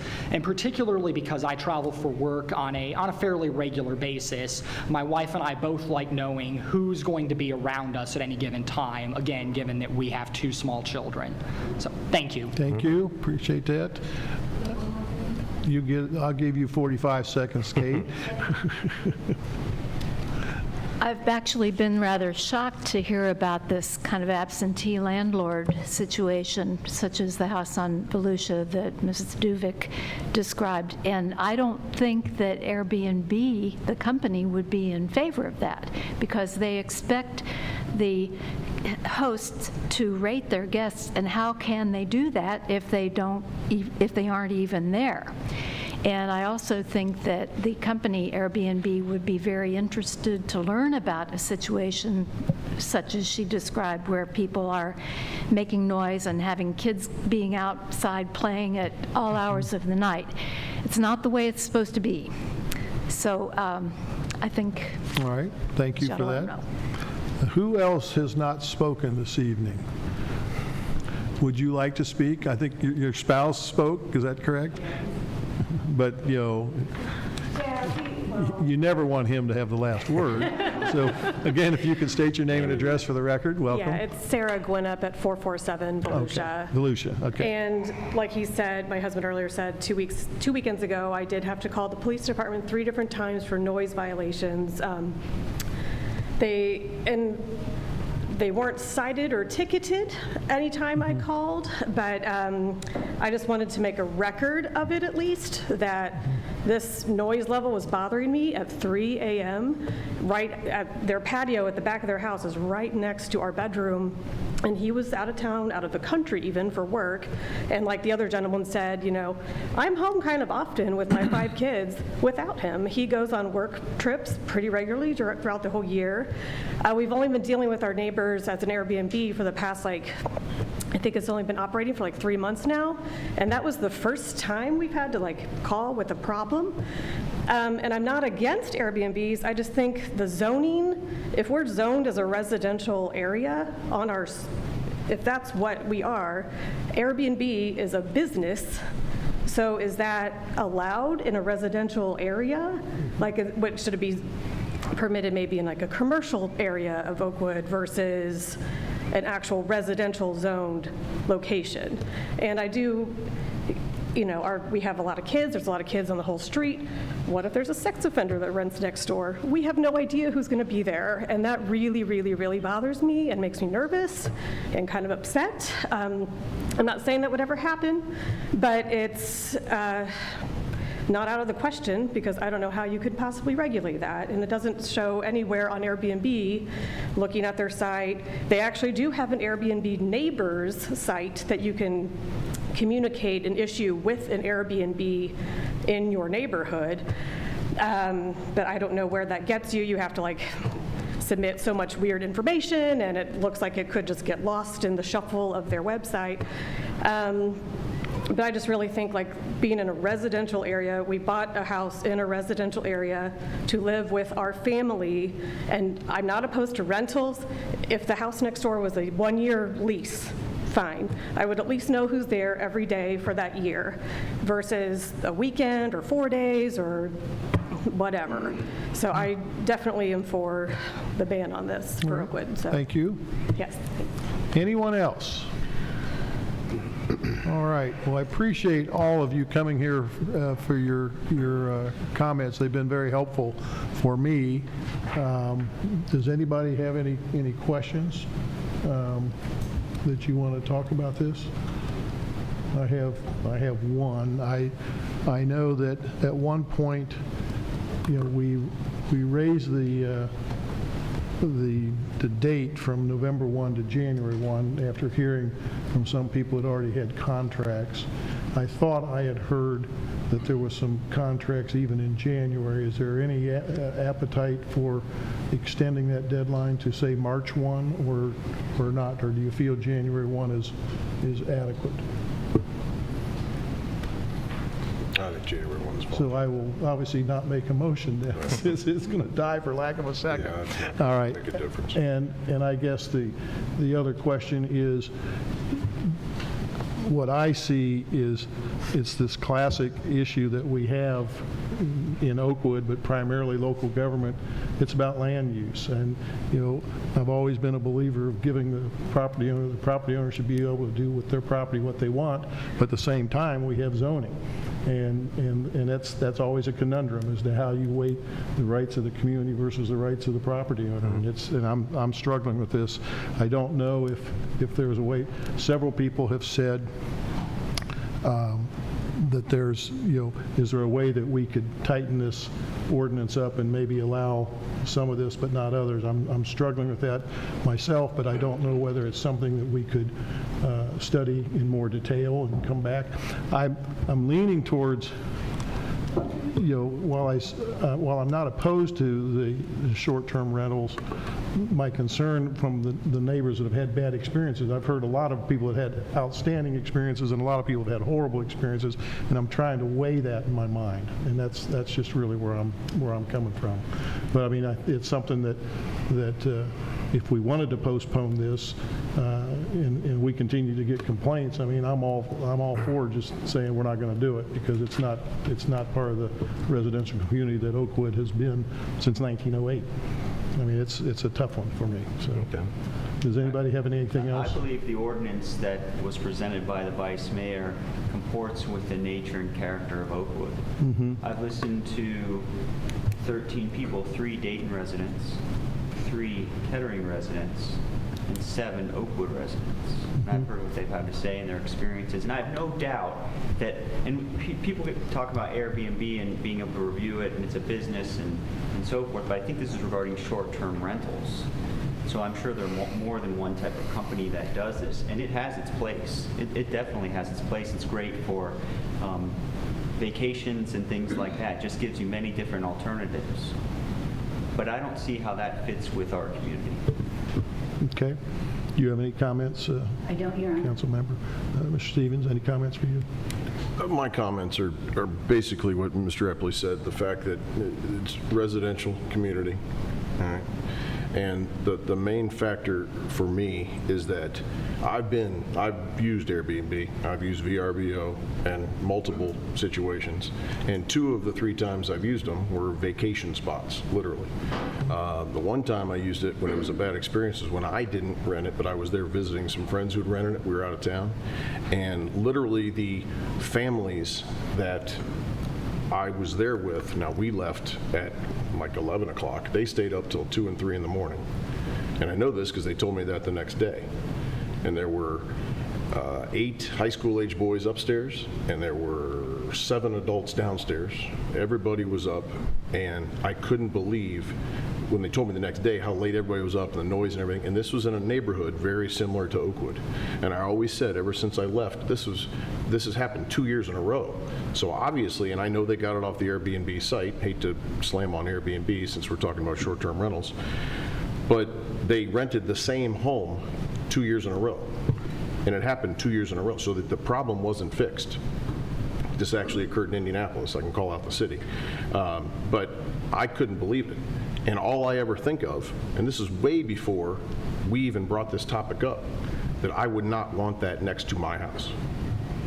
You know, when I leave work, when I leave council, I want to go home and not have noise complaints. I don't want to hear that the Gwinnups had to call the Oakwood Police Department on noise complaints.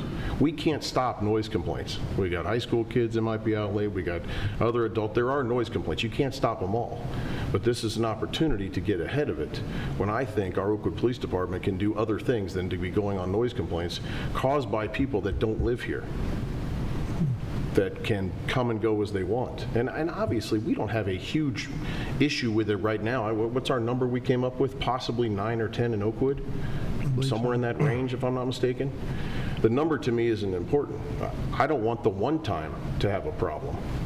You know, and then somebody brought up parking. That's a concern. We already have parking issues in our city. I can't imagine, you know, when you either go to one of these vacation homes, rental homes, you go when you have a large group of people. That's a lot of times what it's for. Now there are, you know, times when you go, and these homes that these individuals in Dayton and Kettering are talking about sound like beautiful homes. If we could go for free, I'd go, but I don't need to go stay in Dayton and Kettering. I'm here. They sound like beautiful homes, and I'm sure they are, and I'm sure they help out people. You know, single people, the couple that are here from India visiting their children. That's great. But I also know there's the factor of, you know, the property on Volusia or Rubicon when they're so close to UD. I use this example when people in the community have told me how much they are appreciative of this ordinance, that I give them the example, it's a UD alumni weekend, and 6 2015 UD alumni males come back for, homecoming weekend. The people next door aren't going to get much sleep that weekend, in my opinion. And that's not slamming on you. I know what I was like when I was 25, 26, 27 years old. 52.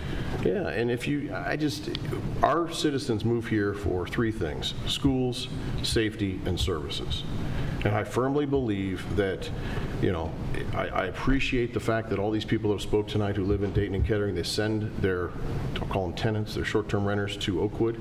We appreciate that. But that boost in the Oakwood economy is not of value to me compared to what the detriment of safety for young families and noise complaints and our aging stock of our homes with the out of town. I mean, the property where the person lives on premises, I think that's fabulous because they're there. But when I rented one in Charleston, the guy lived like 3 blocks away and he was on top of us all the time. He cared about his house. That's fine. But it's the out of town owners that concern me. How will they know that a noise complaint was called in? How will they know that there was trash left on the street before Miss Duvik had to pick it up? The bottle of wine that was, who's going to accuse them? There's a lot of different factors to me that concern me on the safety, schools, and services. So I think January 1st is fine, and I don't think that this fits with what we want on the residential family atmosphere of Oakwood. Okay, Vice Mayor Byington, do you have any comments? Yes, I have several comments. I'll start off with the impromptu comments, and then I have a statement. To start off with, I'll say we've talked a lot about Airbnb this evening. Airbnb is not the only game in town. And while I genuinely appreciate the fact that Airbnb has super hosts and standards and those type of things, it was talked about, if the property or the is not kept up, they can be kicked off Airbnb. My thought is, then what prevents those people from going to any one of those other sites and putting that property right back on another site? And as much as I'm sure Airbnb is probably the gold standard for when people are traveling, I also know that, if I'm looking for a hotel, I look at all the different options. So possibly you find something on a different service that's a little bit cheaper. You don't use Airbnb, you use one of these other ones. What's to prevent people from having bad experiences on that? The other thing I find, this is a very unique situation because in listening to all the various different testimony about people who own Airbnbs, I'm going to call them STRs, short-term rentals, people who own those, it sounds like they're fantastic places. The reviews are wonderful in Dayton and Kettering and wherever. So to me, it seems a little odd. I don't know if there's any other situation where a business owner is actually encouraging other people to compete against their business. It just seems like a very odd thing to do. To me, it seems, as it was mentioned before, we have a very small community, and if people need to utilize those services and want to go to Graders, it sounds like they can stay in Kettering, and it's equally as close than depending on where in Oakwood they were staying. So that was just a strange thing to me, is that it doesn't seem like there's a lot of businesses that would encourage other people to compete against them. But and then another comment that was made, and I just wanted to make sure that people understand this, is this issue has been on our radar for several months. So statements like, we haven't spent enough time thinking about this and we need to do more research and those type of things, that's not accurate. So I just wanted to make sure I put that out there. And that leads into my prepared statement. The decision we're making tonight is not being made in haste and nor without extensive research. I personally have examined cities across the United States like Anaheim, Denver, New Orleans, and Santa Monica, as well as international cities like Amsterdam, and actually Barcelona was mentioned as well, and Berlin, who have addressed the rapid rise of STRs and what specific steps those communities have taken to deal with this kind of situation. As with virtually every contentious property use issue, as the mayor mentioned, it's always contentious. The The methodologies that were used to address them were very complex and were very community-centric. They were based on the community itself, not necessarily all the folks that are around them. Let's see. As such, when I looked at what remedies were proposed and measures that were taken, I had to look at them against what Oakwood's specific characteristics are. So something that might work for Berlin, might work for Denver, something like that in terms of either regulations or whatever else, might not necessarily work for Oakwood, given the fact that we're predominantly residential community. The factors I looked at included the neighborhood preservation, housing availability, protecting quality of life, economic development, and safety, as well as a realistic look at enforcement capabilities and the resources that would be needed to do those enforcement items. I also familiarized myself with many of the STR listings within our community and reviewed the feedback left by users of those properties. So all the things that you read this evening, over the last week, I've been reviewing all those things as well. I know how great these various different properties are. And I understand the effect that this legislation will have on those properties, and I'm sensitive to the repercussions that might be experienced. But on top of my qualitative research, I've also added a quantitative component, which involves getting out in the community and asking actual residents and business owners how they felt on the matter. I spent 2 evenings knocking on doors on both sides, on the north side and the south side of Dayton. And I will tell you, just for a point of reference, that's a very difficult thing to do now that we have a no solicit list in the city of Oakwood. So if you live in certain various different areas and you didn't get, that's because I respected the no solicit list and only knocked on doors that were not on that list. But I also then spent a morning surveying residents at the Oakwood Farmers Market, and then spent an entire afternoon talking with shop owners in both of our major business districts.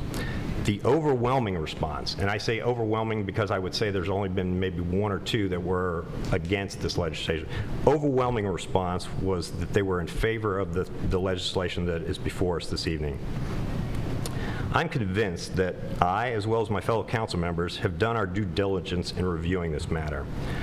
One of the most powerful aspects of local government is that, unlike the state and federal government and their legislative bodies, we have established a record of responding to issues that affect our community in a timely manner.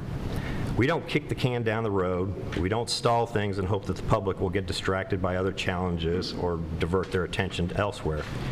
We listen to our constituents, we do our homework, and then decisively act in the best interest of the community as a whole.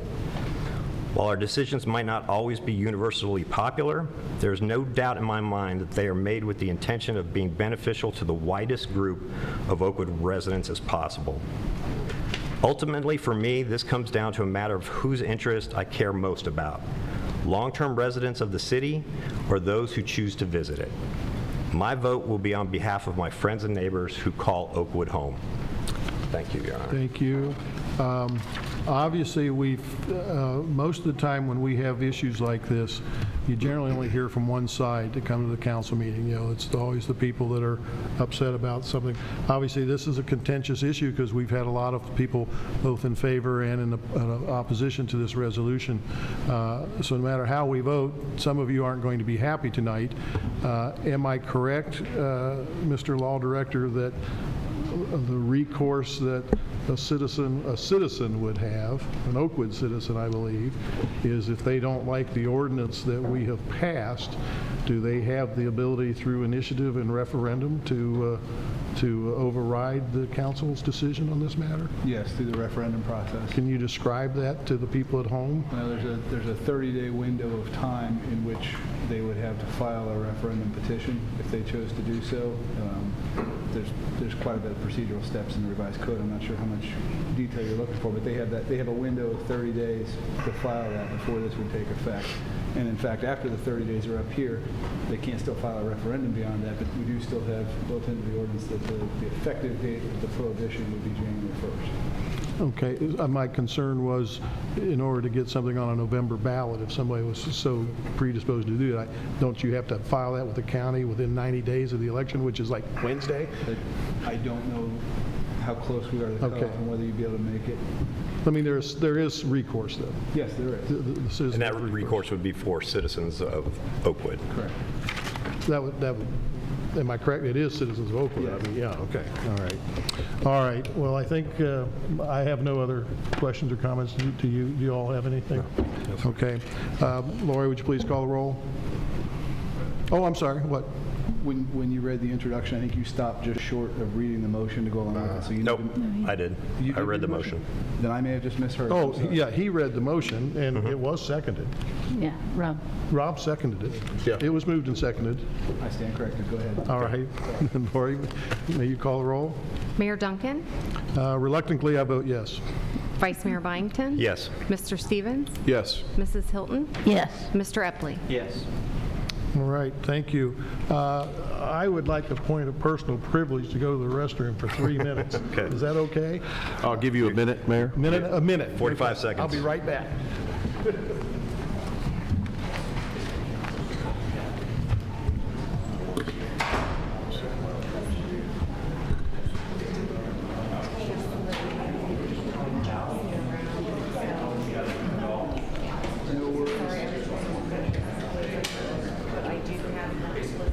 Okay.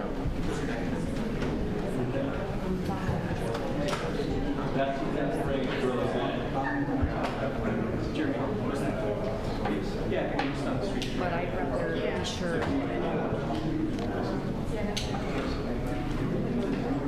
We just said at the last meeting.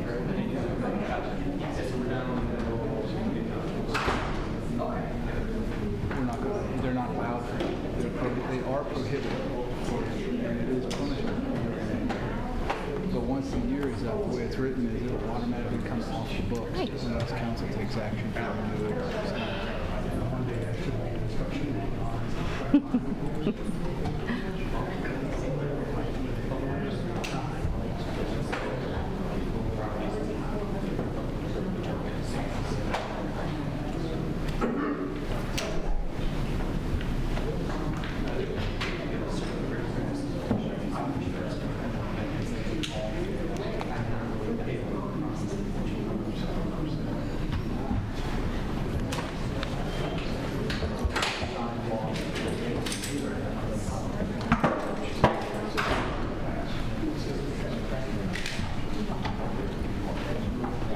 Where did Nord go? Where did Ann go? Same thing as you did. Did they?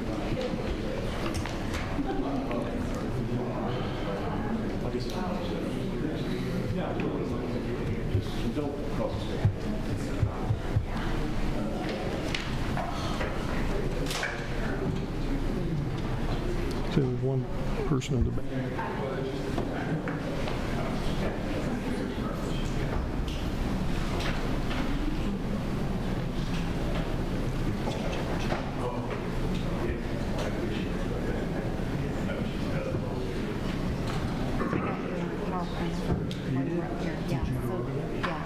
And then I went ahead and blanked it back out. So literally all you need to do is hit the button. It should be the top button. Oh, no, hit the back arrow. There you go. And then, yeah. Sometimes if you hold in the top button for too long, it goes to the next slide.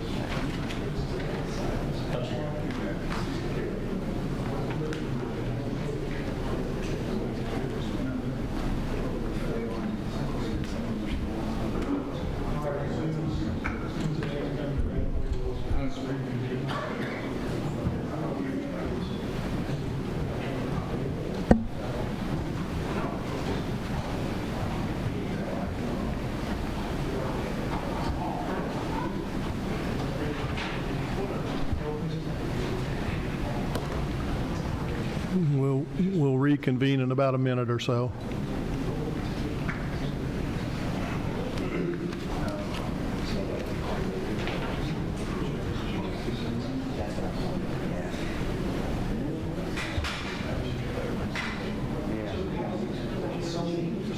I get that.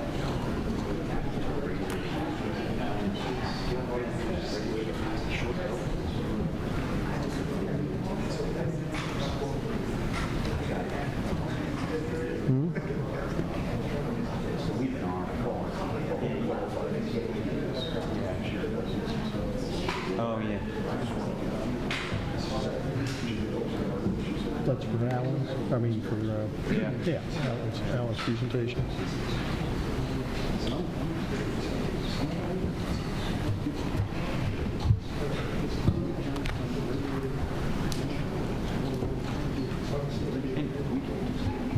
It's not stating against her, because I would stay in her too.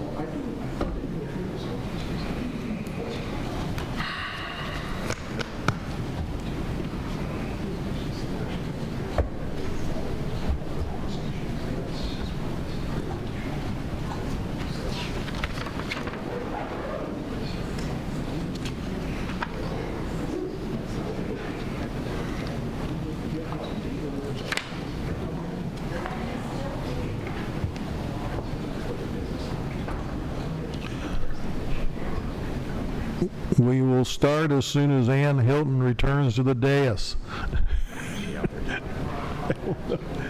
thought I saw her. No, I just saw her. She's coming.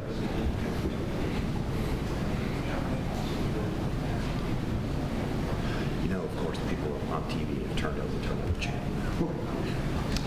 We had our chance to hold them. It's not a progressive commercial. Don't we have a progressive commercial? TV anymore. We're on commercial break.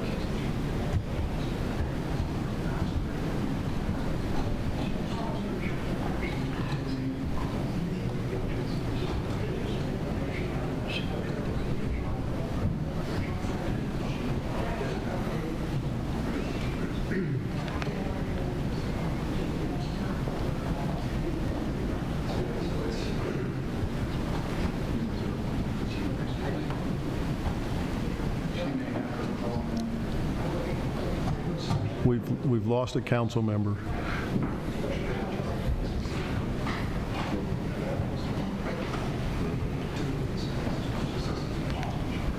This is why I don't allow breaks. Yeah, well, unfortunately it was. I don't care. Except. Should we do the staff report next meeting then, or?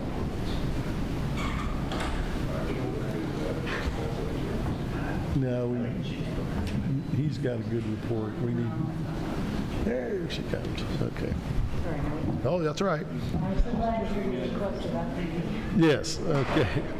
All right. We'll go ahead and get started. Our city manager will be back shortly, but he is not needed for my resolution, and it is a resolution to continue participating in a multi-jurisdictional hazard mitigation plan in conjunction with the Montgomery County Office of Emergency Management. In 2014, Council adopted Resolution 1789 to authorize the city's participation in the Montgomery County Natural Hazard Mitigation Plan. This is a county-wide emergency management and mitigation plan to address regional vulnerability to natural disasters. The 2014 plan has now been updated, and this resolution will authorize Oakwood's participation under the 2019 plan in ways that are feasible and appropriate to the city's needs, resources, and responsibilities in the community. I would move council adopt this resolution. Do I have a second? Second. And I'd now like to have our Chief Alan Hill to comment on this particular resolution prior to us voting. Your Honor and Council, mitigation planning is the cornerstone for emergency management. It is the ongoing effort designed to lessen the impact of a disaster. The plan that we're talking about here is a comprehensive document illustrating how natural hazards can impact the county, while it provides a hazard analysis to identify areas of the county that are at most risk for disasters such as flooding, tornadoes, snow and ice storms, and windstorm damages.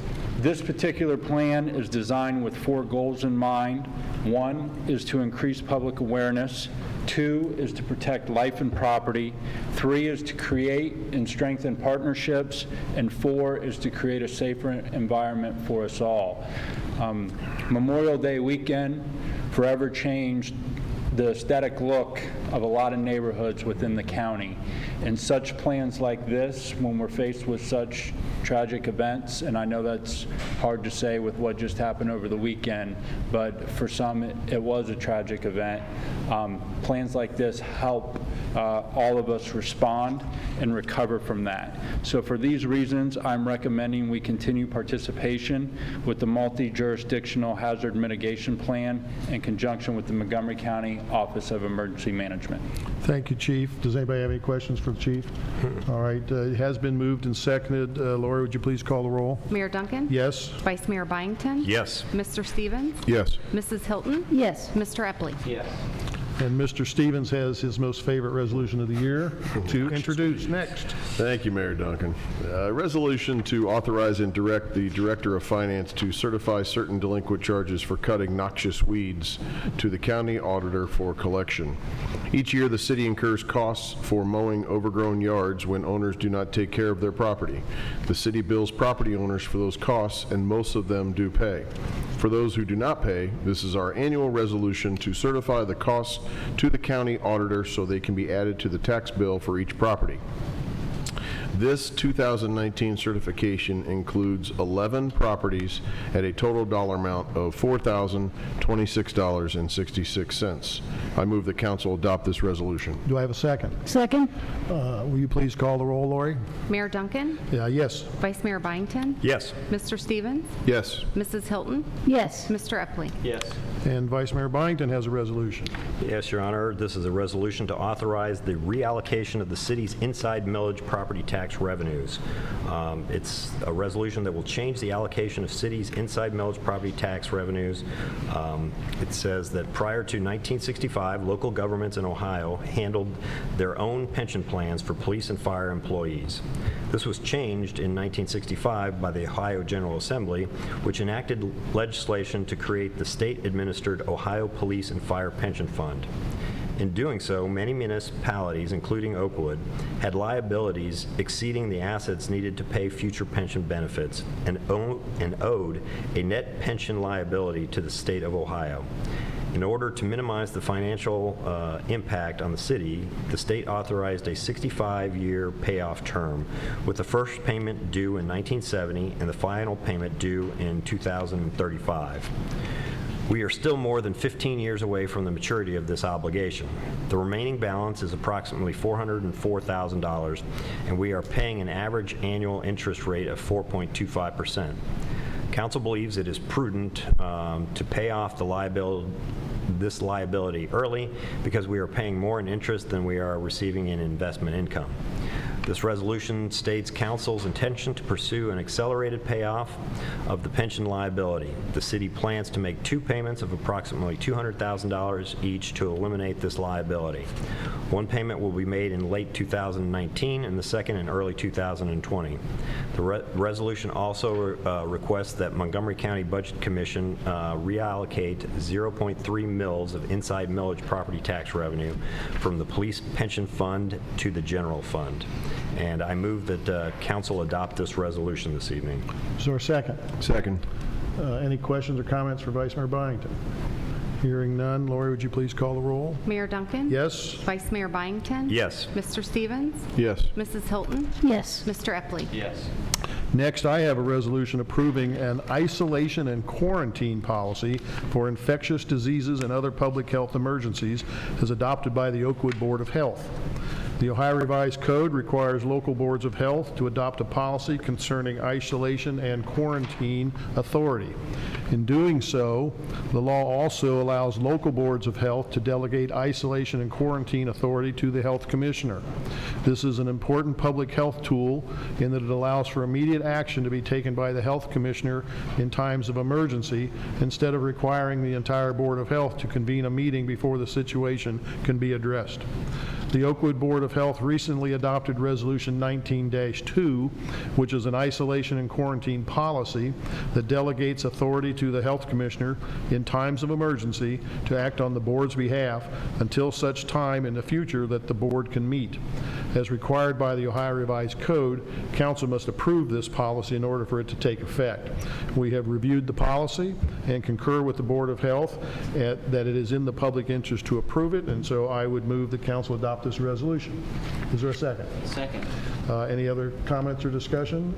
Hearing none, Lori, would you please call the roll? Mayor Duncan? Yes. Vice Mayor Byington? Yes. Mr. Stevens? Yes. Mrs. Hilton? Yes. Mr. Epley? Yes. And finally, Councilmember Epley has a resolution. Thank you, Your Honor. A resolution approving the Montgomery County Intermunicipal Waste Services Agreement. Along with all other cities in Montgomery County, Oakwood is a member community of the Montgomery County Solid Waste District and contracts with the district to receive the refuse we collect. Our current contract with the district dates back to 1985 and is due to be updated. Over the last year, member communities and the district have worked together to develop a new agreement for processing and disposing of solid waste in Montgomery County, which is now before Council for approval. We believe that the new agreement serves the best interests of the city, and this resolution will authorize the city manager to sign it. I move that council adopt this resolution tonight. Is there a second? Second? Any questions for Councilmember Epley? Hearing none, Lori, would you please call the roll? Mayor Duncan? Yes. Vice Mayor Byington? Yes. Mr. Stevens? Yes. Mrs. Hilton? Yes. Mr. Epley? Yes. Thank you. That concludes our legislation. We have a very interesting staff report coming up from our Public Safety Department. Chief Hill, welcome again. Your Honor, Council, Mr. Klops, just a couple things I would just like to bring you up to speed on with what's going on in the Safety Department, some current things we're doing, some a history of some cases that have either been resolved or hopefully will soon be resolved, and a couple of programs we're doing within the community. You know, I mentioned this last year. You know, each school year, with regards to Irving Avenue enforcement, each school year the Safety Department emphasizes the enforcement of parking along Irving Avenue in an effort to control violations of the time-restricted parking areas. It's a 2-hour parking down there. That continues to be an ongoing effort. We understand and recognize those are Oakwood citizens that are living on the south side of Irving, and their quality of life can be dramatically affected during the UD school year. I guess it's affected by they don't have anywhere to park. They can't park in front of their house because throughout the day, it's just students that are coming in. They're circumventing the university parking rules, or they're not buying a parking pass, and they're choosing just to park on a public street. So we diligently enforce this daily throughout the school year, and for this period during January of May of 2019, we issued 145 citations along Irving Avenue. I think the important thing is not necessarily the amount of citations to be effective, is what we're doing as far as enforcement effective. I don't know if the number, whether it's 145 or 250 or 175, is important. I think what's important is, are we getting feedback from the citizens in the form of complaints, and the answer is no. Historically, the last month of each school year is when the most citizen complaints are received, specifically during exam week. Nobody parks in the parking garage or in the parking lots during exam week. They park on the streets, they go in, they take their exam, and they're out. But I'm pleased to report again there were no major concerns and 0 complaints were received again this year. As the school year is upon us, here within a couple weeks for UD and next week for the Oakwood schools, we will once again be monitoring this area and our school zones for violations. Cases of note, back in February of 2018, the Lebanon Citizens National Bank was robbed. This individual, Mr. Vaughn, entered the bank, handed a teller a note, and demanded money. In the following days, Detective Yount actually received an investigative lead, and he began following up on the information received. Shortly thereafter, Mr. Anthony Vaughn was arrested and charged with robbery. He was actually a city of Kettering resident and lived over just off West Dorothy, right around the corner from the bank. Ultimately, Mr. Vaughn elected to take this to trial in May of this year. At the conclusion of the trial, he was found guilty of the robbery, and he was sentenced to 3 years in prison. More recently, during the early morning hours of June 14th of this year, Officer Payne attempted to stop a stolen vehicle on Far Hills near Patterson Road. That suspect vehicle almost immediately fled and crashed at the intersection of Far Hills and Spirea. As Officer Payne exited the cruiser and was approaching the vehicle to check on the occupants, the driver of that vehicle put the car in reverse, backing up in a very quick manner and actually almost striking Officer Payne. From there, a short vehicle pursuit ensued, and it ended in the parking lot of the Dayton Reliable Tool with the suspect ramming Officer Payne's patrol vehicle. You can see the picture there in the presentation of the damage that was caused to the vehicle. Actually, it was a total loss to the vehicle. The vehicle was totaled out as a result of the crash. The driver, 19-year-old Jackie Newton, was arrested and ultimately charged with felony of the first-degree assault on a police officer, failure to comply, felony vandalism, and an unauthorized use of a motor vehicle. And this court action is currently pending against Ms. Newton in this case, and hopefully it'll be resolved here in the very near future. Pretty significant case for us, and especially with our cruiser getting totaled as a result of the incident. Probably the most significant thing that has happened with us in the last couple of years is actually a recent case that was resolved of international terrorism. Very unique for us here in Oakwood because Lieutenant Balaj, who's with us tonight, he was on duty and I asked him to stop by because of the importance of this case. I think him and several others need to be recognized. Lieutenant Balaj has a part-time assignment on the Dayton Joint Terrorism Task Force. So in addition to his duties at Oakwood, he occasionally works with the Joint Terrorism Task Force as well. And on July 16th of this year, Lieutenant Balaj and other members of the task force were recognized by the U.S. Attorney's Office for their outstanding work and dedication, leading to the arrest and conviction of an individual named Laith Alabini, who was a Dayton resident. During early 2017, a federal investigation began with Mr. Alabini as the suspect. He moved here from the Virginia area. He had an incident in Washington, D.C. at an embassy, and Mr. Alabini made some very disturbing statements that kind of put himself on the radar. Just by happenstance, he happened to relocate to the Dayton, Ohio area, and that's where Chuck, Lieutenant Balaj, and the JTTF team got involved. Ultimately, in April of 2017, Mr. Alabini was arrested at the Cincinnati, Kentucky International Airport as he was attempting to board a plane to fly to Jordan. From there, Alabini had made plans to travel to Syria to join ISIS. Alabini was committed to traveling overseas for the purpose of joining ISIS and engaging in violence in support of a foreign terrorist organization. Just prior to boarding the plane, Alabini actually sent a text to a family member stating, quote, "I am a terrorist." Alabini was found guilty at a trial for attempting to conspire and provide material support and resources, most importantly himself, to ISIS, and was recently sentenced to 15 years in prison. The time and the involvement in an investigation like this is immense. Lieutenant Balaj and other members of the Joint Terrorism Task Force for 18 months worked daily, countless hours. When the investigation itself was going on, although it was short-term, it was around the clock. This was a very, very, very dangerous individual. For our community and our region, he was motivated on traveling overseas to commit violence versus committing violence here. And I think our community often is not aware sometimes of these types of cases because they catch a quick blip on the news and it moves on to the next story or to the next page of the newspaper.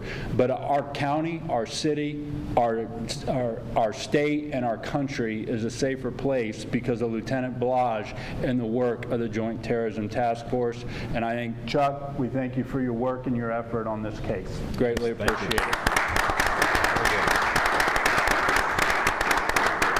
Excuse me, am I correct, this is the first case of a conviction in Southwest Ohio? This is the first international conviction, or the first case to go to trial with a conviction in the Southern District of Ohio, which is the U.S. jurisdiction court. So it's a significant case, and it's one of a handful of cases in the history of the federal court system for an international terrorism case to go to trial. So it's a very significant case. Thank you. Chuck and the members of his team were rightfully recognized for their work. Here locally, we just hit a milestone with our DARE program. I think it's been a great partnership with the schools over the last quarter century, 25 years. On June 14th of this year, the Oakwood Public Safety Department was recognized for 25 years of dedication to the DARE program. The longevity of this program has only been a success by the commitment of current past DARE officers and the continued partnership with the schools. I think this is a great recognition for us, or achievement for us, 25 years with the DARE program. The leash law update, I think it's important because, earlier this year we passed a leash law. We had a lot of conversation about that prior to the passage of the law, and I felt it was important to follow up to council on what impact, if any, this has had within the community, and the answer to that is none. Since taking effect in early February, the Safety Department has not received any complaints. We have not given any warnings or issued any citations as a result of a violation of this ordinance. Public safety access point compliance, PSAPs, dispatch centers. In May of 2016, the state of Ohio implemented 19 standards for all public safety answering points within the state of Ohio. All dispatch centers were required to achieve compliance within 2 years from the adoption, or from the date of the adoption. Council has always supported us having our own dispatch center. With regionalization and some of the other things that have gone on, some of these standards were specifically put in place to eliminate centers just like ours, to make it more challenging to operate independently. And I'm proud to say, as we stand here today, in May of 2019, all Montgomery County PSAPs were audited for compliance, and on June 26th of this year, Oakwood received notification that we were in full compliance with the standards required for operating a PSAP. I think it's a tremendous accomplishment because, again, these standards were put in place for more of a challenge for a dispatch center like ours than a Kettering or a Centerville or a much larger regional dispatch center. So I think it's a great accomplishment that we were able to do that, and we appreciate the support. The Oakwood Citizen Police Academy in September, here in a little over a month, we will be hosting our second Citizens Police Academy. We initiated this community outreach program last year. The program will run, the CPA will run from September 11th to November 13th. The academy will last 10 weeks and we'll meet one night per week for 2 hours. Some of the topics that we will cover include an introduction and orientation of our safety department, patrol operations, traffic enforcement, use of force, an active shooter training / overview, evidence collection and processing, and fire prevention and education.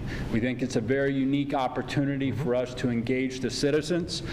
We typically limit the class to 12. We currently already have 11 signed up, so we do have a few more opportunities. We'll go up to 14 or 15, so if anybody out there is watching in the audience that has interest, you can go to our website and you can pull an application from there. It is free of charge. It is open to any Oakwood resident or anybody working within the city of Oakwood, and we're currently taking applications, and we're excited again to offer this program. Most recently, in March of this year, we implemented a program called ACORN, which is short for Assisting and Contributing to Oakwood Needs. This program is designed to assist residents in times of an emergency, provide peace of mind through proactive community outreach, implement safety plans, and advocating for the well-being of Oakwood's senior and at-risk population. I'm overwhelmingly pleased with the response when I approached Mr. Klops about this. I said, in 3 years, if we have 30 people enrolled in the Acorn program, I will call that a success. Here, 5 months later, as of now, we've been contacted by over 20 individuals about the program. We've individually met with 17, and we've signed up 12 Oakwood residents. So I think we're off to a great start. And I think the important thing about the Acorn program, this is a very hard population to reach. They're at-risk population, mostly your elderly population. They're not reading the newspaper every day. They're not on the internet. They're not out in the community. So for us, it's very hard to reach this population, and for us to have this kind of response, I'm very pleased with. In closing, obviously yesterday morning was a very tragic event in our region, and I would be remiss not to acknowledge the 6 Dayton police officers that responded within 28 seconds and put a stop to that violent act. An individual who was committed to his cause was able to murder 9 people in 28 seconds. And if those officers would have not been right there to stop that, who knows how many more lives would have been lost. As a public safety official, I think it's important to acknowledge their courage and their commitment to serving the community, and I think we all owe them a lot more than a thank you. So with that, I'll... Amen.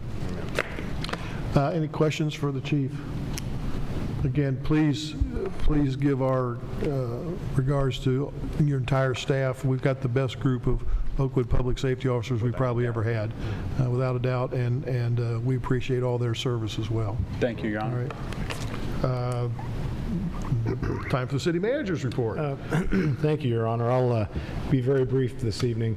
I want to also make a comment about prostate cancer.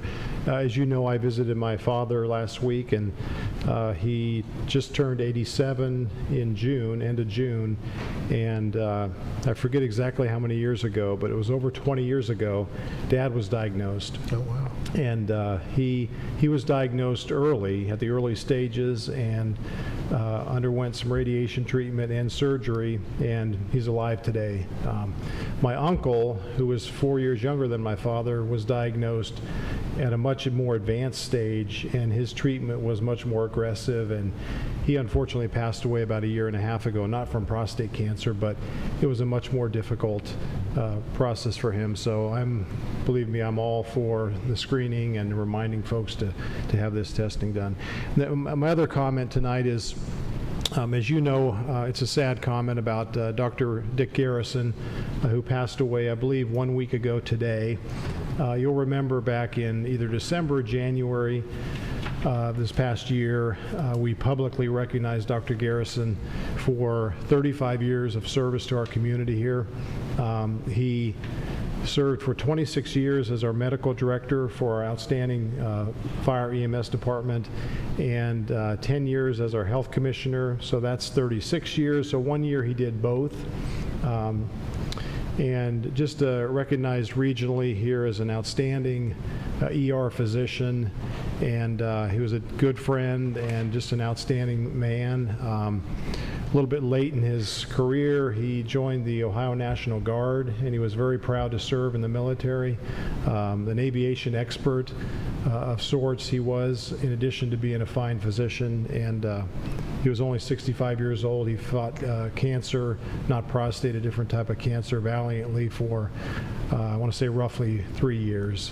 So just sad to make that report tonight. That's all I have. Okay, any questions for our city manager? Hearing none, it's time for council comments. Councilmember Epley. Thank you, Your Honor. I have no comments tonight. Councilmember Hilton. Yes, Your Honor, I have a comment about Dayton, which isn't Oakwood, but it's they're an important neighbor. My dad and I went to a play last Friday night at the old courthouse, and there were 2 other things going on, big things. The Urban Outdoor Experience at Riverscape, and then K through 12 arts show. and very well attended, so much so that we had to change our parking plan. But it's so great to see so many things going on downtown. I grew up here, and it definitely wasn't always that way. The other thing is the annual ice cream social is Sunday. It's just a couple days before school starts, and I forget the hours, but they're on the website. And there's ice cream and chicken dinners, games, music, all the good stuff. So it's a great event. I think it starts around 3:30. Okay, thank you. Councilmember Stevens. Just a couple quick comments. As the Public Safety Department falls under my committee, I want to personally commend you and your department, and please send thank yous to all your officers. I appreciate all their visibility. With my job, I drive around the city all the time, and I see them all over the place, and that's what we want as Oakwood citizens, to see the officers, and we really do appreciate that. And segueing into that, I'm sure we will see them in the upcoming week as school starts on Tuesday. So I don't know the logistics of exactly how we handle that, but I know they're actually more visible once school starts, and they're going to be there. And I just send a small plea out to all the families to leave early. Don't go speeding into the school district if your child is late. And if the weather's beautiful, try to walk to school. That helps everyone out, including yourself. So it's a good time of year. I want to thank the public safety officers, and good luck to everyone in the Oakwood School District. Vice Mayor Byington. Yeah, and building upon what Councilman Stevens mentioned, particularly speaking about visibility, the farmers market is still going on. It's a fantastic event. I was there this last weekend when they had the kids market, and the public safety officers brought out the fire truck out there. There were Chuck was there, other folks were there, and allowed the kids to kind of see what they do, climb around on the fire truck, because who doesn't love doing that? So it's great that the community gets to see exactly what they're doing, put name with faces and that kind of thing. So, but if you get a chance, get out to the Oakwood Farmers Market. They have a lot of fantastic stuff. Huge fan of the pickle guy. I don't know what. Fantastic pickles. If you like hot pickles, they're fantastic. But the kids market thing was also very cool as well. Bought a couple of comic books from a local artist here. A young lady, I think she was only like 8 or 9 years old, but fantastic work. And then also, as was mentioned, school starts, so slow down. It's going to take a while for people to get used to the routes and things like that, so kids are still figuring out how to get to where they need to be, particularly the new kids in the area. So just take it slow. Thank you. I'd like to also echo Chief Hill's comments about the first responders for the city of Dayton. When you watch that video, which I'm sure most of you have seen, it's just unbelievable how that thing could have been just a horrific tragedy. And losing 9 people is tragedy enough, but when you think of all the people that they saved, it's mind-boggling.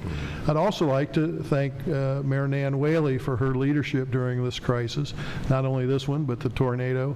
I thought she has done an outstanding job in dealing with the media, and I thought I watched every one of their press conferences on Sunday, and I thought that they were extremely transparent with the media, and they told them when they were asking stupid questions to come back at 4 o'clock when you can get the answer, and they have done that. And then finally, I'd like to thank all of the other federal, state, and local elected officials that were on the dais with her, showing solidarity for the Dayton region. And so we appreciate all their efforts, and to the extent that Oakwood can continue to be a good regional partner, we will continue to do so. And that concludes our meeting. Our next regular session is going to be on September 16th. We are adjourned 3 minutes before cable was turning off the lights.